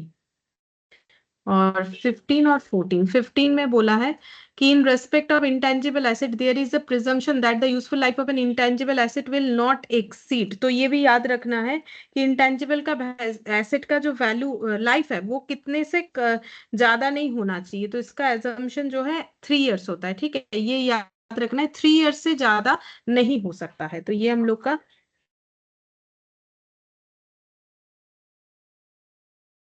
14 का देखो, a plant with original cost 50 lakh was revalued after 2 years resulting in credit to revaluation surplus account 4 lakh. तो प्लांट का कॉस्ट इतना था, उससे रिवैल्यूएशन हुआ था पहले 4 लाख रुपए का। Towards the year end 1920 due to कोविड-19 द प्लांट वैल्यू होगा had gone down by 5 lakh, 5 lakh से कम हो गया। Accordingly management decide to revalue the same. What shall be the impact of the downward revaluation on the profit and loss account. तो पहले 4 लाख का surplus था, 5 लाख का लॉस हुआ, तो फिर इसका मतलब यहाँ से 4 लाख ले लेंगे और पीएल में 1 लाख दिखाना चाहिए। तो पीएल में कितना दिखाएंगे, 1 लाख दिखाएंगे। आज ही तो पढ़ा हम लोगों ने। तो 14 का आंसर बी हो जाएगा। तो 14 का आंसर हम लोग का बी हो जाएगा। तो ये जो एमसीक्यू बाकी था वो हो गया। अब हम लोग ट्रू फॉल्स करेंगे तो हम लोग का टॉपिक कंप्लीट होता है। बाकी ये सब हम लोग लास्ट क्लास में कर चुके हैं। तो ट्रू फॉल्स का यहाँ से देखते हैं। सबसे पहले बोला है कि increase in the market value of fixed asset is one of the reason for depreciation being charged। false, क्योंकि ऐसा कुछ भी प्रोविजन नहीं है कि मार्केट वैल्यू अगर एसेट का इंक्रीज हो रहा है तो डिप्रिशिएशन लगाना पड़ेगा, ऐसा कोई बात नहीं है। Depreciation is a cash expenditure नहीं, ये तो नॉन कैश है, तो फिर ये आगे पढ़ने का तो मतलब ही नहीं है, दोनों ही आंसर फॉल्स हो जाए। Cost of property plant and equipment includes purchase price, refundable taxes, ये पॉइंट टू बी नोटेड है, import duties after deducting any discount और रिबेट। तो अगर हम लोग कुछ एसेट परचेस करने जाएंगे तो उसका परचेस प्राइस हमारे कॉस्ट में इंक्लूड होगा। अगर इंपोर्ट किया है तो इंपोर्ट ड्यूटी इंक्लूड होगा, कुछ डिस्काउंट रिबेट मिला है तो वो लेस होगा, ये सारा बात सही है। बट रिफंडेबल टैक्सेस अगर कुछ है जो हम लोगों ने टैक्स पे किया वो रिफंड हो जाएगा, फिर वो ऐड नहीं करना है। जैसे हमें मान लेते हैं कि रिफंडेबल टैक्सेस था 10 रुपए, 100 रुपए का एसेट था, 10 ऐड किया। अब जब मुझे वो 10 रुपए फिर रिफंड हो जाएगा तो फिर तो मुझे वो 10 लेस कर देना पड़ेगा, तो फिर 100 ही आएगा। तो रिफंडेबल टैक्सेस कभी हमें ऐड नहीं करना होता है। तो ये भी आंसर इस वजह से मेरा फॉल्स हो जाएगा। फिर 4th नंबर में बोला है cost of fixed asset should also include cost of opening a new facility such as inauguration cost.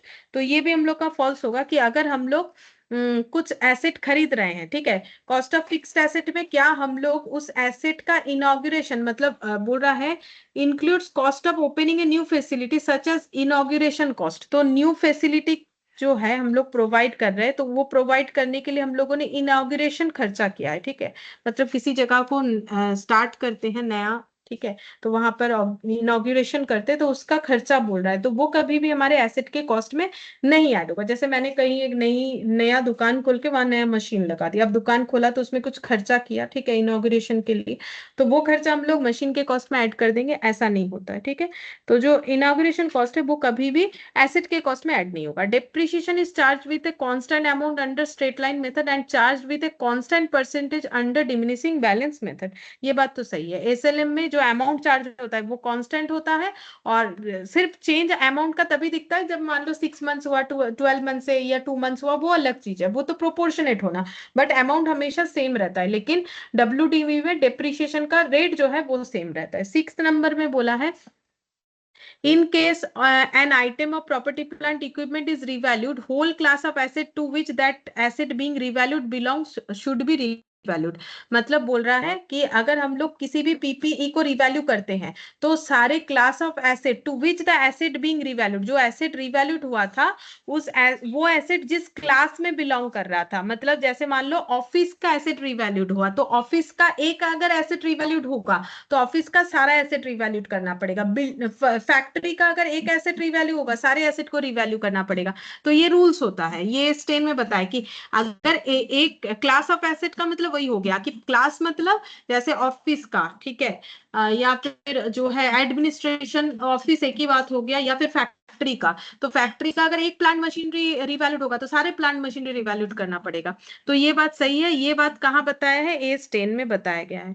फिर बोल रहा है in case the carrying amount मतलब book value of an asset is decrease due to revaluation, such decrease should always be recognised in the profit and loss account. तो नहीं, always recognise नहीं होगा PL account में। अगर पहले revaluation हुआ है, रिवैल्यूएशन रिजर्व है, तो पहले रिवैल्यूएशन रिजर्व से हमें उसे एडजस्ट करना होता है। उसके बाद अगर फिर भी लॉस राइट ऑफ नहीं होता है तब हम लोग पीएल में उसे देते हैं। हमेशा वो पीएल में ही जाएगा, ऐसा कोई गारंटी नहीं है, ठीक है। फिर यहाँ पर बोल रहा है Akash purchased a machine for 12 lakh, estimated useful life 10 years, scrap value 1 lakh, depreciation for the first year using sum of years digit method, salary 2 lakh. ये सही है कि नहीं? तो 12 लाख का एसेट,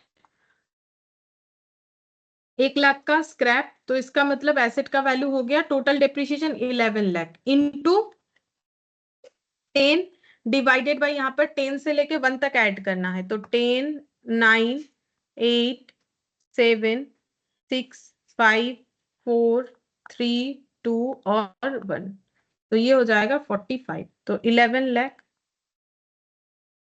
इंटू 10 डिवाइडेड बाई 45, तो 2 लाख तो ये 10 बाई 10 ईयर्स होने से 55 होगा। अच्छा, मैंने गलत टोटल कर दिया था। 10, 9, 8, 7, 6, 5, 4, 3, 2, 1, 55 होगा, ठीक है। तो 11 लाख इंटू 10/55, तो 2 लाख, सही है। तो ये ट्रू हो गया। तो ये तो हम लोगों ने मेथड सीखा हुआ है, उसके हिसाब से कर दिया। Depreciation can not be provided in case of loss in financial year, false. ऐसा कोई भी प्रोविजन नहीं है कि अगर किसी बिजनेस ऑर्गेनाइजेशन का लॉस हो रहा है तो वो डेप्रिसिएशन प्रोवाइड नहीं करेगा। Providing for depreciation also helps in providing for accumulation of funds to facilitate the replacement at the end of its useful life. तो ये ट्रू है, यही तो हमारा प्रोविजन फॉर डेप्रिसिएशन मेथड है कि अगर मुझे पता है कि मेरा एसेट पे हर साल कितना डेप्रिसिएशन लग रहा है, तो हम उतने का फंड सेट असाइड कर सकते हैं फ्यूचर में उस एसेट को रिप्लेस करने के लिए। फिर 11 में बोला है if equipment account has a balance of 12 lakh 50 and the accumulated depreciation 4 lakh, the return down value कितना होगा? तो 12 लाख 50 माइनस 4 लाख करने से जितना होगा, तो आई थिंक 8 लाख 50 होगा, बट ये ऐड करके दिया हुआ, ये गलत है, ये फॉल्स हो जाएगा। फिर यहाँ पर बोला है कि sum of year digit method is an example of accelerated method. Accelerated मतलब स्टार्टिंग में ज्यादा फिर उसके बाद कम, मेथड ऑफ चार्जिंग डेप्रिसिएशन। तो ये वाला बात जो है ये यहाँ पर बोला है ट्रू, ठीक है, क्योंकि सम ऑफ इयर्स डिजिट में स्टार्टिंग में ज्यादा डेप्रिसिएशन होता है फिर धीरे धीरे कम हो जाता है। Over the life of an asset subject to depreciation the accelerated method will result in less depreciation expenses in early years. नहीं, अभी तो बोला कि एक्सेलरेटेड का मतलब स्टार्टिंग में ज्यादा उसके बाद कम, तो अर्ली ईयर्स में एक्सपेंसेस डेप्रिसिएशन का क्या होगा, ज्यादा होगा। तो ये लाइन पढ़ के पता चल रहा है ये हम लोग का फॉल्स होगा 13 का। फिर बोला है while depreciating land cost straight line method shall be given more depreciation than the written down value। पहला बात है कि लैंड पे तो डेप्रिसिएशन लगेगा ही नहीं, तो ये हम लोग का फॉल्स हो जाएगा। 15 में बोला है provision for depreciation account is debited at the time of recording depreciation on asset. तो प्रोविजन फॉर डेप्रिसिएशन डेबिट नहीं होता है, वो लाइबिलिटी है तो वो क्रेडिट होता है, एंट्री होता है depreciation to provision for depreciation. तो ये भी हम लोग का फॉल्स हो गया। फिर 16 में बोला है if adequate maintenance expenditure is required with relation to running repairs of an asset we need not charge any depreciation. मतलब बोल रहा है कि अगर हम लोग अच्छे तरीके से मेंटेन करें अपना एसेट का और उस पर खर्चा करें मेंटेनेंस पे, तो हमें डेप्रिसिएशन देने का जरूरत नहीं, चार्ज करने का जरूरत नहीं, ऐसा कुछ प्रोविजन नहीं होता है, डेप्रिसिएशन तो लगेगा ही। फिर बोला है next when a property plant and equipment is sold, यहाँ पर बोला है when a property plant and equipment is sold then provision for depreciation account is debited, asset account is credited and any gain or loss is recorded to profit and loss account। बोल रहा है कि property plant equipment अगर बिक जाता है तो provision for depreciation account debit होता है, एसेट अकाउंट क्रेडिट होता है। तो ये वाला बात सही है, एसेट चला जाता है तो एसेट क्रेडिट होगा। एनी गेन और loss is recorded to PL account, PL account में गेन या लॉस रिकॉर्ड होगा, प्रॉफिट होगा तो टू पीएल, लॉस होगा तो पीएल डेबिट हो जाएगा। और property plant then provision for depreciation debit होता है, तो provision for depreciation account debit होगा, क्योंकि उसे हमें क्या करना है, खाली कर देना है। अभी तो हम लोगों ने जो इतना बड़ा क्वेश्चन किया उसमें तो वही था कि हमें अपने बिक जाने वाले एसेट के जितने भी प्रोविजंस फॉर डेप्रिसिएशन है वो हमें खाली करना है। तो जब क्रिएट होता है तो क्रेडिट, खाली करेंगे तो डेबिट हो जाएगा। अच्छा, फिर उसके बाद while calculating the depreciation as per diminishing balance method, the salvage value of the asset at the life of its is reduced from its cost। नहीं, कॉस्ट से रिड्यूस नहीं होता है, बचे हुए वैल्यू से रिड्यूस होते जाता है। जैसे 100 रुपए का एसेट था, 10 डेप्रिसिएशन लगा, 90 हो गया, अब ये 90 से रिड्यूस होते जाता है। अगर कॉस्ट से ही होगा तब तो वो एसएलएम हो जाएगा। Any change in estimated useful life of an asset should be accounted for as a change in accounting estimate in accordance with accounting standard. तो ये बात तो सही है कि हम लोग जब एस्टिमेटेड यूजफुल लाइफ जब चेंज करते हैं अपने एसेट का, तब ये क्यों करते हैं, बोल रहा है कि अकाउंटिंग स्टैंडर्ड के साथ एट पर होने के लिए। तो दो रीजन होता है, कंजम्पशन पैटर्न चेंज होने पे या एएस या लॉ के साथ एट पर होने के लिए। तो ये पॉइंट ट्रू है। N intangible asset is non identifiable non monetary asset. तो जो इंटेंजिबल एसेट है ये नॉन मॉनिटरी और नॉन आइडेंटिफाइबल है, ये बात फॉल्स है। ये पढ़ने से लगेगा कि ये तो सही है। नॉन आइडेंटिफाइबल का मतलब वो नहीं है कि हम लोग टच करके नहीं दे सकते। नॉन आइडेंटिफाइबल मतलब जिसको हम लोग आइडेंटिफाई नहीं कर पा रहे कि ऐसा कोई एसेट हमारे पास है। लेकिन ऐसा बात नहीं होता, जैसे गुडविल, गुडविल है हमारे पास कि नहीं है तो हम लोग आइडेंटिफाई कर पाते हैं। तो बोल रहा है कि ये नॉन मॉनिटरी एसेट है। अब नॉन मॉनिटरी का मतलब क्या होता है, जिसका कोई वैल्यूएशन नहीं है। नहीं, नॉन मॉनिटरी का मतलब जिसका कोई फिक्स्ड वैल्यूएशन नहीं है। इस पे AS11 बना हुआ है जिसपे ये monetary asset non monetary asset को डिटेल्स में बताया हुआ है। आई थिंक AS11 हो सकता है, थोड़ा सा मेरे से एस नाम गलत हो रहा है, मुझे याद नहीं आ रहा है, बट AS11 ठीक है मुझे जितना लग रहा है। तो जो भी हो, नॉन मॉनिटरी एसेट के लिए केस बना हुआ है जहां पर बोला गया है कि नॉन मॉनिटरी एसेट का मतलब वो सारे एसेट जिस एसेट का कोई फिक्स्ड वैल्यू नहीं होता है। ठीक है, जैसे कि गुडविल, गुडविल हम लोग खुद वैल्यूएशन कर रहे हैं, ठीक है, पार्टनरशिप में किया तो गुडविल अगर हम लोग खुद वैल्यूएशन कर रहे हैं तो वो हम लोगों ने वैल्यू किया। ठीक है, हम लोग जब परचेस करते हैं तो बात अलग होता है। नॉन मॉनिटरी एसेट का मतलब हो गया कि जो हम लोग मतलब उस एसेट का जो कोई फिक्स वैल्यू नहीं, जैसे डेटर, डेटर, डेटर अगर मुझे जरूरी थोड़ी है मेरे अकाउंट में मुझे 10,000 का डेटर दिख रहा है तो मुझे 10,000 मिलेगा ही, ऐसा कोई गारंटी नहीं है। तो इस ऐसे एसेट्स को हम लोग नॉन मॉनिटरी एसेट बोलते हैं। तो इंटेंजिबल एसेट में गुडविल भी तो हमारा नॉन मॉनिटरी एसेट हो सकता है, क्योंकि उसका वैल्यूएशन हम लोगों ने जो किया गुडविल का, कोई और कुछ और भी कर सकता है। तो ये हो गया हम लोग का डिप्रिशिएशन कंप्लीट। तो इस पे और कुछ बाकी नहीं रहा, जो भी क्वेश्चंस था, एमसीक्यू था, ट्रू फॉल्स था, वो सारा हम लोगों ने कंप्लीट कर लिया। ठीक है, फिर आज हम लोग इतना ही करते बाय मैम। हैं। बाय।